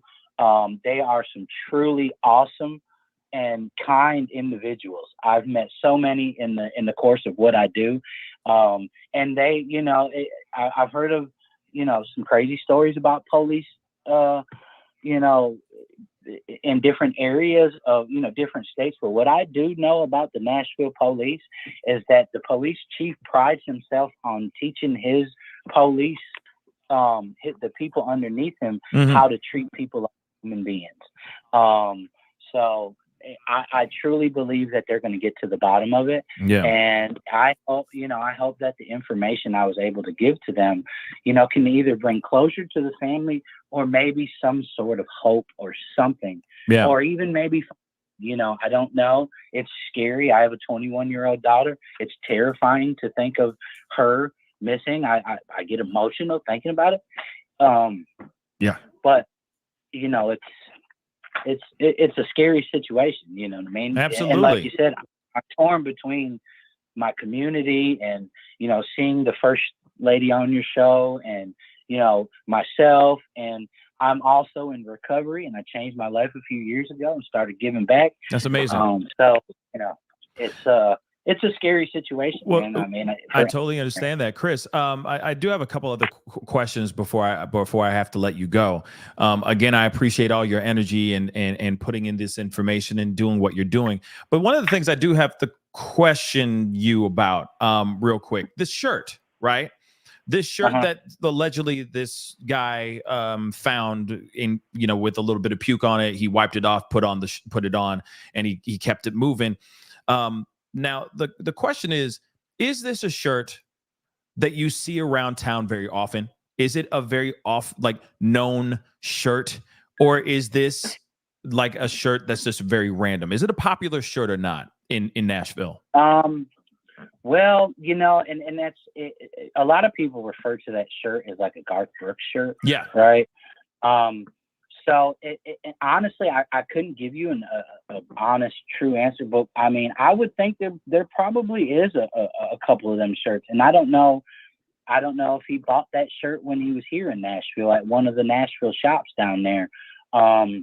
But the thing about it is that the time frame of him first being noticed in the shirt almost is perfect with it that day, that night. So gotcha.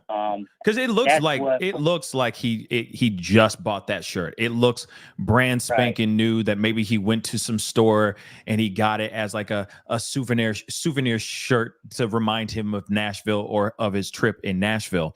So yeah, I see what you're saying. Now the other question I have for you too is, because this is the thing that just keeps going back and forth like crazy, and it's driving me absolutely up the wall. So I'm going to ask you. Absolutely. Now you got Old Tent City, right? But the thing is I heard through another source that Tent City was actually, that it dissipated, that it was empty, that it was gone.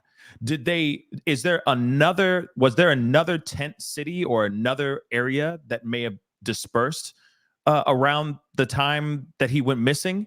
You see what I'm saying? And that Old Tent City just stayed up? I'm confused. I'm a bit confused here. Nothing was dispersed. So literally right underneath that bridge that he was last seen at, like that corner of the last video. Right. There's literally like a little camp underneath there, but there wasn't that many people under there.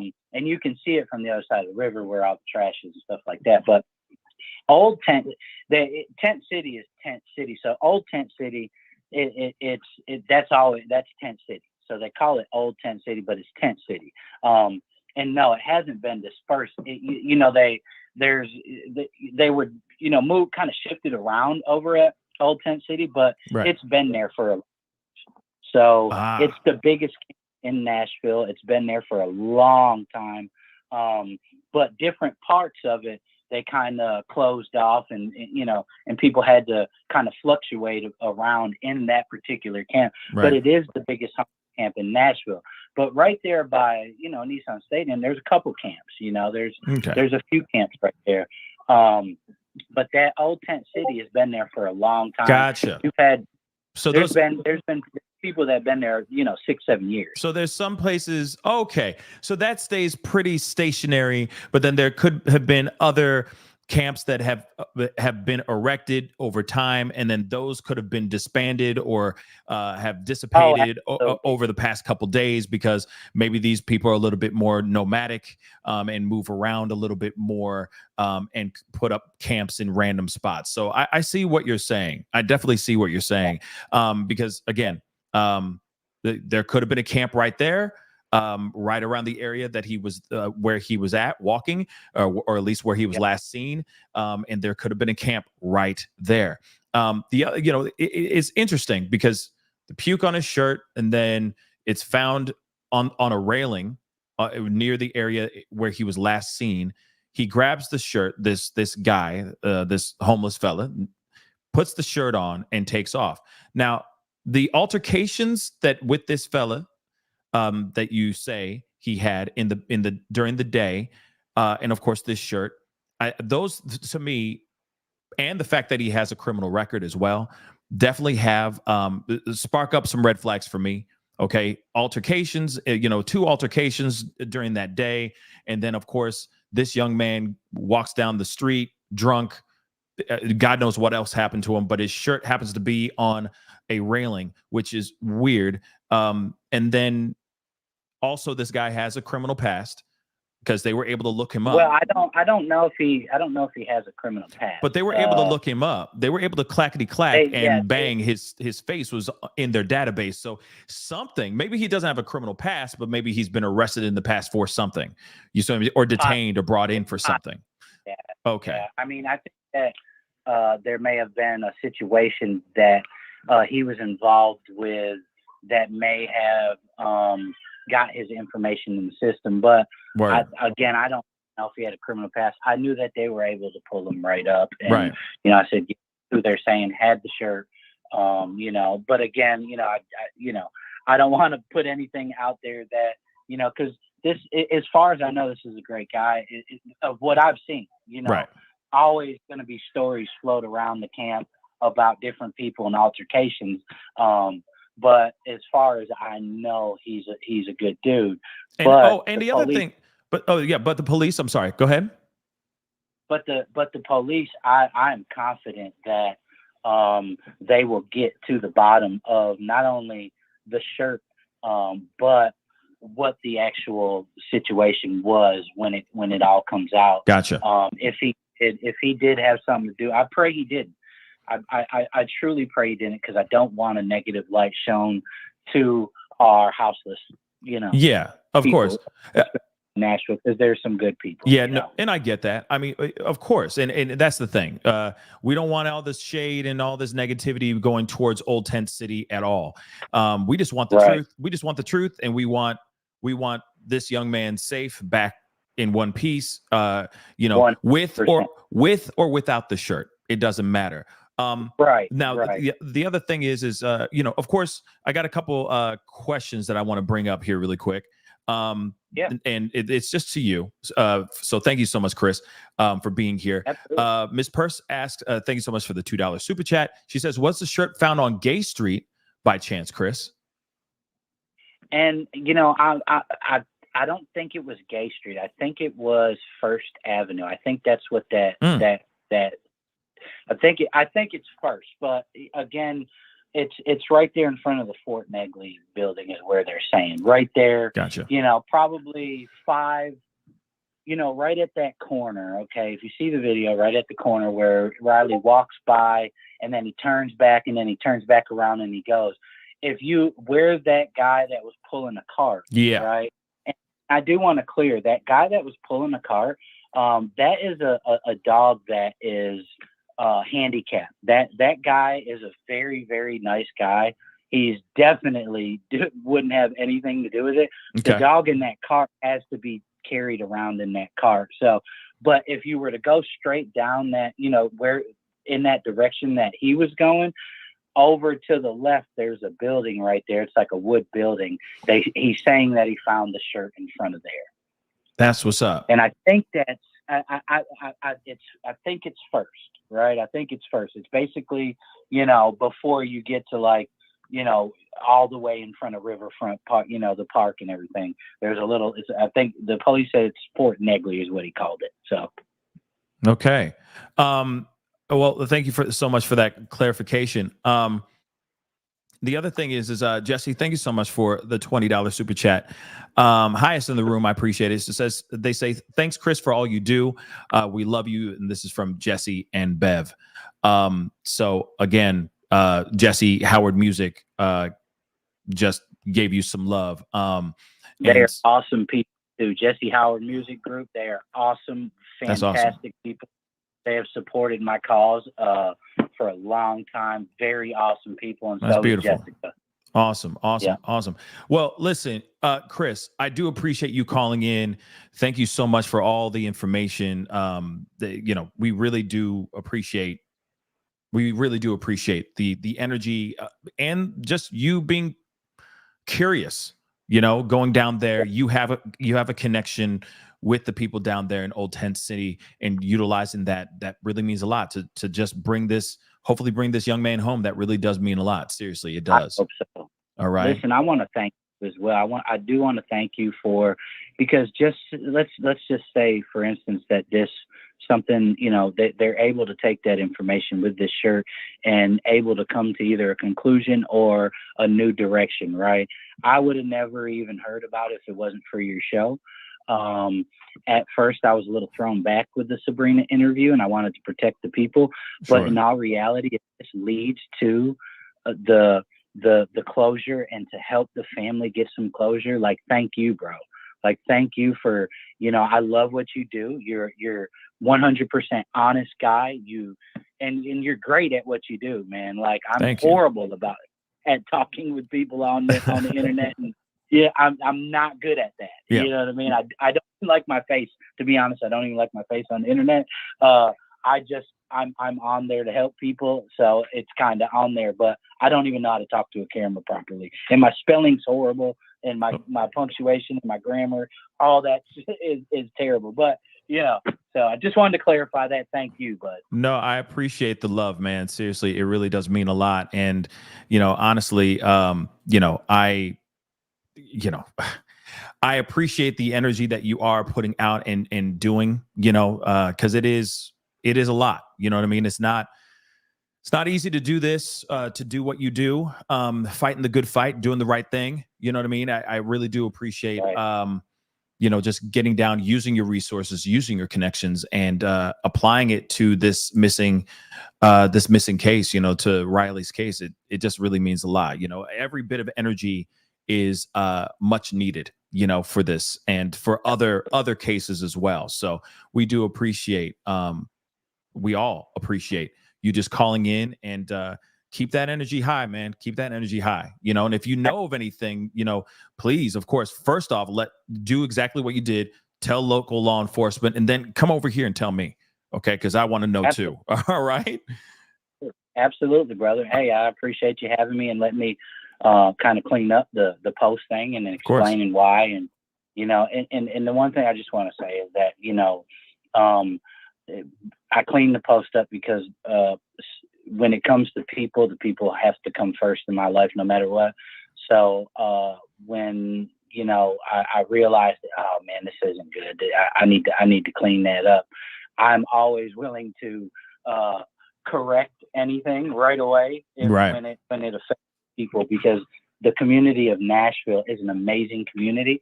They come together during any crisis. You can look at it during the tornadoes, during the floods. Our community attacks together any crisis that's going on. And you can see that with the Riley strain case, So yeah. I just wanted to say that. Thank you, man. Hey, well, thank you, my brother. Hey, you stay safe out there. Keep your head up. Keep doing that positive stuff. Push through that negativity. And for a fact, you got a whole team and a whole family over here, at least on the Pascal show, that got your back. Okay. You stay blessed. All right, brother. Talk to you soon. You stay blessed. God bless. Have a good day, man. All right, man. Peace. Yep. Bye. I appreciate Chris coming in and clarifying a lot of things. To be completely honest, that was some very interesting information, guys. Okay. First off, shout out to Chris. Okay. I appreciate him coming in and just being a part of the conversation and doing what he is doing. So again, shout out to Chris. I really appreciate him calling in. There are a few takeaways from this that he just said. One, there's a guy wearing that shirt, and allegedly through the grapevine in the Tent City, people know that this shirt, and they're saying that this could very well be connected to Riley Strain. Now we're also hearing that on top of that this individual that has the shirt found it on a railing and it had a little bit of puke on it. He wiped it off. He put the shirt on and he kept it moving. That's some very interesting information as well. So another thing that a little small piece that I thought was interesting as well is he said a lot of people in Tent City actually have bikes. That's how they get around. So that is information that's, kind of goes against what we heard from Sabrina, but still, no matter what, that's good information nonetheless, because let's be real. The information that she gave us is still leading us down this route. And one of the reasons why Chris was even able to get the information about this gentleman wearing possibly Riley's shirt. This is big information here, y'all. Now we're hearing that before, allegedly, rumor has it, in these Tent City streets, that this individual, the same individual that was wearing that shirt that he found on the side of a railing near tent city and near the area that Riley disappeared had apparently 2 different altercations that happened during the day of his missing, the day he went missing. Now, I know that has nothing, there's no connection between those two, but it could be a thing where, hey, maybe he was just having a really, really bad day. Maybe this individual who has his Riley's shirt allegedly was just in a grumpy mood, or woke up one day and was choosing violence that day. You never know. Again, the person who found the shirt, this individual that found the shirt on the railing with the puke on it, he could literally be telling the truth, or he could be fibbing out his ass. We have to look at both options and look at them seriously. He could have literally just found it on the side and took it, okay, and ran off. Or he could have ran into Riley, had a little bit of an altercation with Riley, had a fight with him, or whatever, a tussle, and maybe a crime was committed. He liked the shirt, he took it, and he kicked rocks. But then there's the other possibility. Riley left, obviously extremely inebriated, drunk as hell. He kept walking. We see it in this photo right here, right? He's near a body of water. Let's not forget that. He's very, very inebriated. Either he drank something that was laced or he didn't. He just tied one on hard, maybe a little bit too hard, okay? Obviously a little bit too hard. He starts walking. This is just a scenario. This is just speculation. But what are the chances of him actually walking by this body of water and in his drunk mind, he maybe vomits on himself. He makes a little bit of a mess of himself and he says, I'm going for a swim. I know that sounds crazy. I know that sounds crazy. I know that sounds far-fetched as F, but we have to look at that possibility. In his drunk mind, if the drinks and the liquor or whatever else was in his body is kicking hard as hell, right? Maybe he woke up, maybe he looked at himself. He's like, I'm a mess. There's water. There's a body of water. I'm going for a swim. Takes off the shirt. Maybe leaves his pants on because the shirt's covered in vomit, and jumps into the river. Or maybe he's about to, he makes a mistake, slips, and then tragedy ensues. That's a possibility. Then this individual that was last seen allegedly wearing his shirt bikes on by, sees the shirt laying there and says, hey, free shirt. I don't have many clothes. Let me grab this. And it's a nice shirt. So let me get this and let me go. That could very well have happened. I know that sounds very, very like a stretch, but anything's possible when you're drunk. Let's keep that a buck. Anything's possible when you're under the influence. Oh my God, I never thought I'd ever do such and such, but you had a little bit of liquid courage in you. You know, I never thought I could ever do blah, blah, blah. Like I said, the possibilities here are endless, right? But still, you got somebody who's still wearing his shirt. And allegedly, according to Chris, when he went over to the police and said, hey, I got this info, here's the video, take a look at all this stuff. Nah. They got his name, they typed it into the database, and his name and his face popped up in the database. So what does that tell you as well? Either this man has a criminal history, or he's had a few run-ins with the law, and it could just be from him, staying in an area that he shouldn't be staying in and all that stuff. It may not even be anything violent. It could literally just be him sleeping somewhere that he's not supposed to be sleeping at. Real talk. It could very well be that. And, they bring him in, they process him, and they spit him back out. Maybe that's what happened. Or maybe his record is something heavy. It could be. But nonetheless, his face and his name were in the police database, or are in the police database, period. So to me, those are all red flags. That's what I look at it as. I'm like, yo, that doesn't make sense. That's crazy. Blah, blah, blah, blah, blah. You start doing the math, you piece those things together. It could be many different things. Okay. But nonetheless, people in Old Tent City are talking. And they have said some things that this guy was really wearing that shirt. And they believe that that guy, that shirt that this individual is wearing is actually Riley's shirt. So I'm curious, what happened? Did he innocently just bike on by and see the shirt and go, hey, free shirt. It's a nice shirt. Cool. Or was there an altercation that happened between Riley and this individual? That's the question I'm still wondering. Again, I appreciate Chris for calling in and clarifying a few things, and I get it. I get why he deleted or edited that post. I get it. He's trying to protect a lot of different things. There's layers to his reasoning of why he did what he did.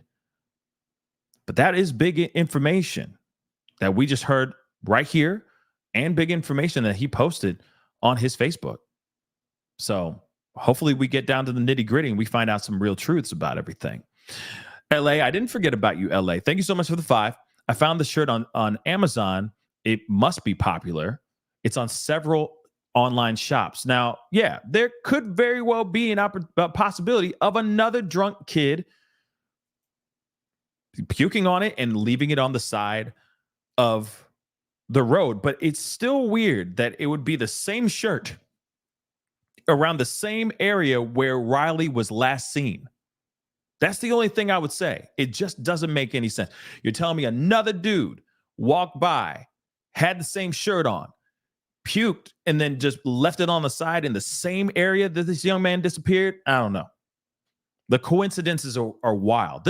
It's like, listen, if there was like a Titans game going on, all right, and somebody had it was a Titans jersey that was on the side of the where he was last seen, the possibilities are a lot more great with that, because everybody and their mama is going to be wearing some sort of Titans gear. Does that make any sense? A jersey, a t-shirt, a baseball cap. Sometimes people wearing socks for crying out loud, etc. Right? So if he was wearing that Titans shirt and then he disappeared and they found an exact replica of that Titans shirt on the side of the road, we would all be like, well, that could be anybody, right? That could be anybody's shirt because of the event they all went to. If it was a Garth Brooks staple t-shirt that was found on the side of the road, same thing. We'd all sit there and go, well, that could be in. But you're telling me this particular shirt, let me show it to you guys again. This particular shirt is in around the same area that this man disappears at? His last ping, this shirt? It may be a popular shirt, but what? I don't know about that. You know what I mean? I don't know. This seems a bit odd. The other thing I understand, and you guys have been saying in the group chat and the family chat, and I appreciate it, that this is not a cheap shirt, apparently. Apparently. I don't know. Somebody said it in the chat earlier, and I wish you guys could, maybe you guys can say it again, because I'm interested in where, because I want to see how much this shirt is. But apparently this shirt is not cheap. Apparently this shirt is not cheap. Yeah. Okay. $30 shirt. It's a $30 shirt. That's $30, man. Damn. Okay. So he was wearing a $30 shirt. Okay. You're telling me that if somebody's nice shirt, I'm just saying, kid who's inebriated, robberies happen all the time. Okay. What are the chances? Somebody liking that shirt and then pouncing, and they see that he's very inebriated. There's an opportunity. He's ripe for the picking. Let's go. Possible. Okay. And yes, Lil Patty. Whoops. Yes, Lil Patty. That's a good point. If there is that kind of stuff on his shirt, then there's DNA on his shirt. Sure. But now they need to get the guy, whoever that guy is. whoever that dude may be. Okay. But still, no matter what, that's still. So $30 shirt. It's fairly popular or it's fairly known. What are the chances of some other kid, guy, getting too drunk, doing a little, coughing up a little bit, and then just discarding the shirt on the side of the, on a railing in the same area? I feel like I just feel like the possibilities are extremely thin. So this guy's wearing the shirt and he's out here. But like I said earlier, and I'll say it again, thank you, S-Dubs. I'll take a look at that. But I'll say this again. I really don't think, okay, I really don't think that this is, hold on, guys, sorry. We must be very careful about, attacking or going after people and all that. We have got to be very, very careful with that stuff, okay? We can't get wild with this because, again, this is all just information that we are getting. Again, this could be something, but then it could be absolutely nothing all at the same doggone time. So we have to be safe. We have to be careful. And, of course, we have to be extremely respectful to the people of Old Tent City. Real talk. No one has been charged with anything. Police have not said anything about foul play yet. They're not suspecting any type of foul play. And it could literally be that dude took off his shirt because he was drunk. He may have messed himself. And then while he's taking his shirt off, maybe, I don't know, something, slipped and fell. Literally. Or jumped in the river. Thinking that he's going to be all right.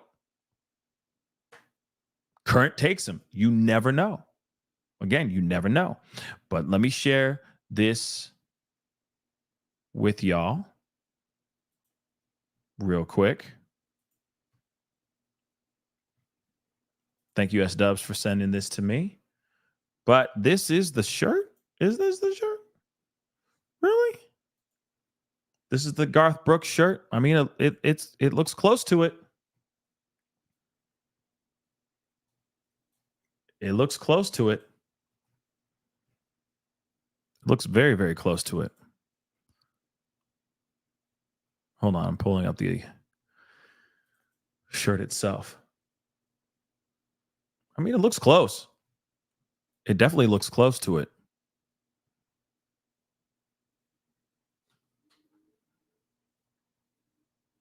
But interesting. Nonetheless, very, very interesting.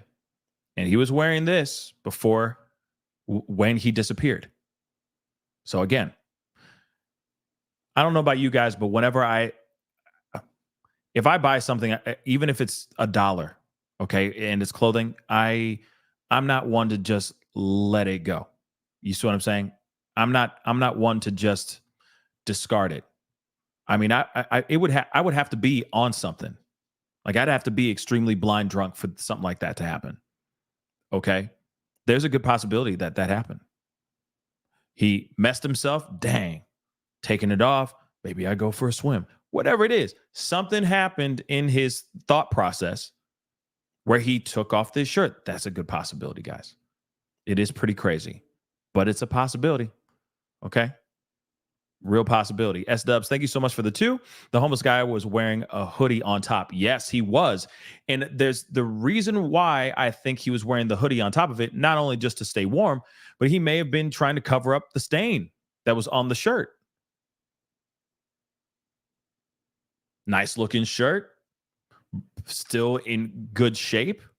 He doesn't have to really wash it. Let me just throw this hoodie on top of it. Zip it up halfway. I still look good.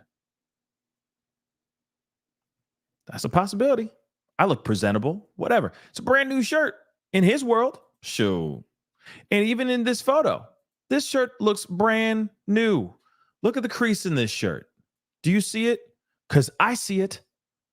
It's like he just took it out of the cellophane. Brand new. You know? Brand spanking new.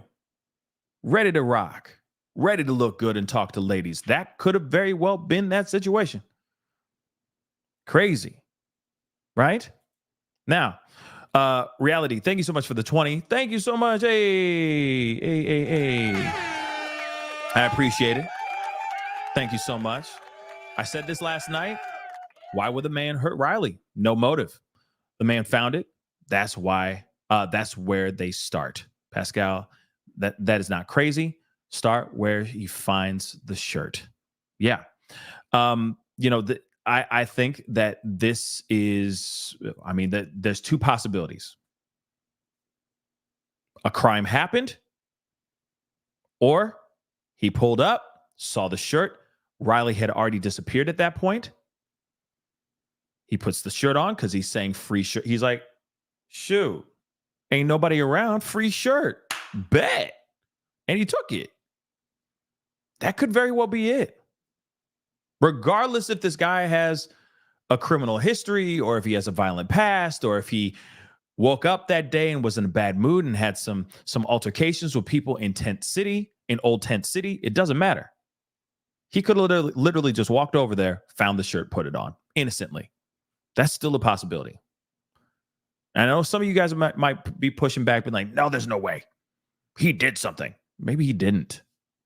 We still have to put that in consideration too.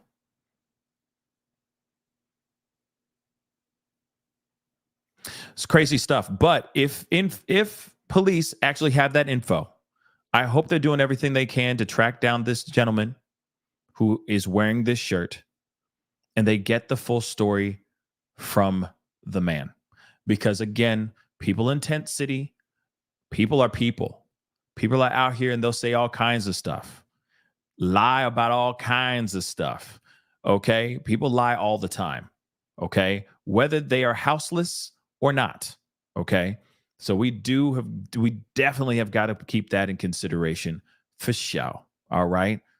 But at the same time, it just seems too much of a coincidence that of all these events lining up, and then that shirt is on this guy, and he found it on the side of the thing in the same area where it was his last ping and all that stuff. It's just too many things connecting. You see what I'm saying? The math is starting to math. The timeline is starting to timeline. You see what I'm saying? So now we're going to have to find out what happens here next. Hopefully police are doing everything they can. In fact, I'm hoping, Chris went to the police and showed them video. Hopefully they're doing something about that. And I hope that they're contacting Sabrina. Dag nabbit, call up Sabrina. She got information too, baby. Call her up. Let's get that information going so we can find out what the hell's going on here. Okay? We can get him home. Michelle B, thank you so much for the $20 super chat, super sticker. I really do appreciate it. Thank you so much. Much love to you too. Thank you so very much. Okay. Shoot, Nicole B, ain't that the truth? Ain't that the doggone truth? Okay. Let's be real. Math going math every time. Okay. Whether you like it to math or not, you're like, I don't want 2 + 2 = 4. The hell is wrong with you? Well, sorry, but that's just how the cookie crumbles. All right. But man, it's been a crazy week, y'all. I just got to say that. It has been a crazy week.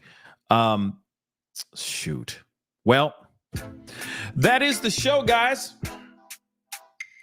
I appreciate all y'all for being here. It really does mean a lot. It means the world to me. I hope we find out what's going on here. We bring Riley home. And if there needs to be justice, hopefully justice is served very, very soon. Okay? I really hope so. Let's get this young man home. All right? I am really praying for it. Okay? Again, thank you guys so much for being here. It really does mean a lot. It means the world to me. Please do me a favor. Hit that like button down below. Okay? If you're still watching, let's get it to 1.5K. Wow. So many people in the house. So many people watching so many different places. Thank you. I appreciate all y'all for being here and being a part of the conversation and just being curious. It means so much. Please be sure to hit that like button down below. If you're watching on X, hit that like button, share this feed. We got some really important information here. Okay? So please share this feed. Don't forget to hit that follow button over there as well. Hit that reaction button if you're watching on Facebook. All right. Of course, if you're watching on any of my other platforms, please be sure to do that. Hit that like, the reaction button, whatever it may be. Please follow me on X. Follow me on Facebook. Hit that subscribe button on YouTube. Please and thank you. Check out my family membership on YouTube. Just hit that join button down below. Support the channel. That would really, really mean a lot. You can also check out my Patreon, patreon.com/The Pascal Show. Ticker down below right there, going that way as we speak. If you can, show some love, support. Check out pascalmerch.com. That'd be greatly appreciated. Okay, your boy's working hard out here in these streets. We got so many other conversations and stories we got to cover. Okay, if there's any more developing information about this Riley Strain case, you know for a fact we're going to be talking about it.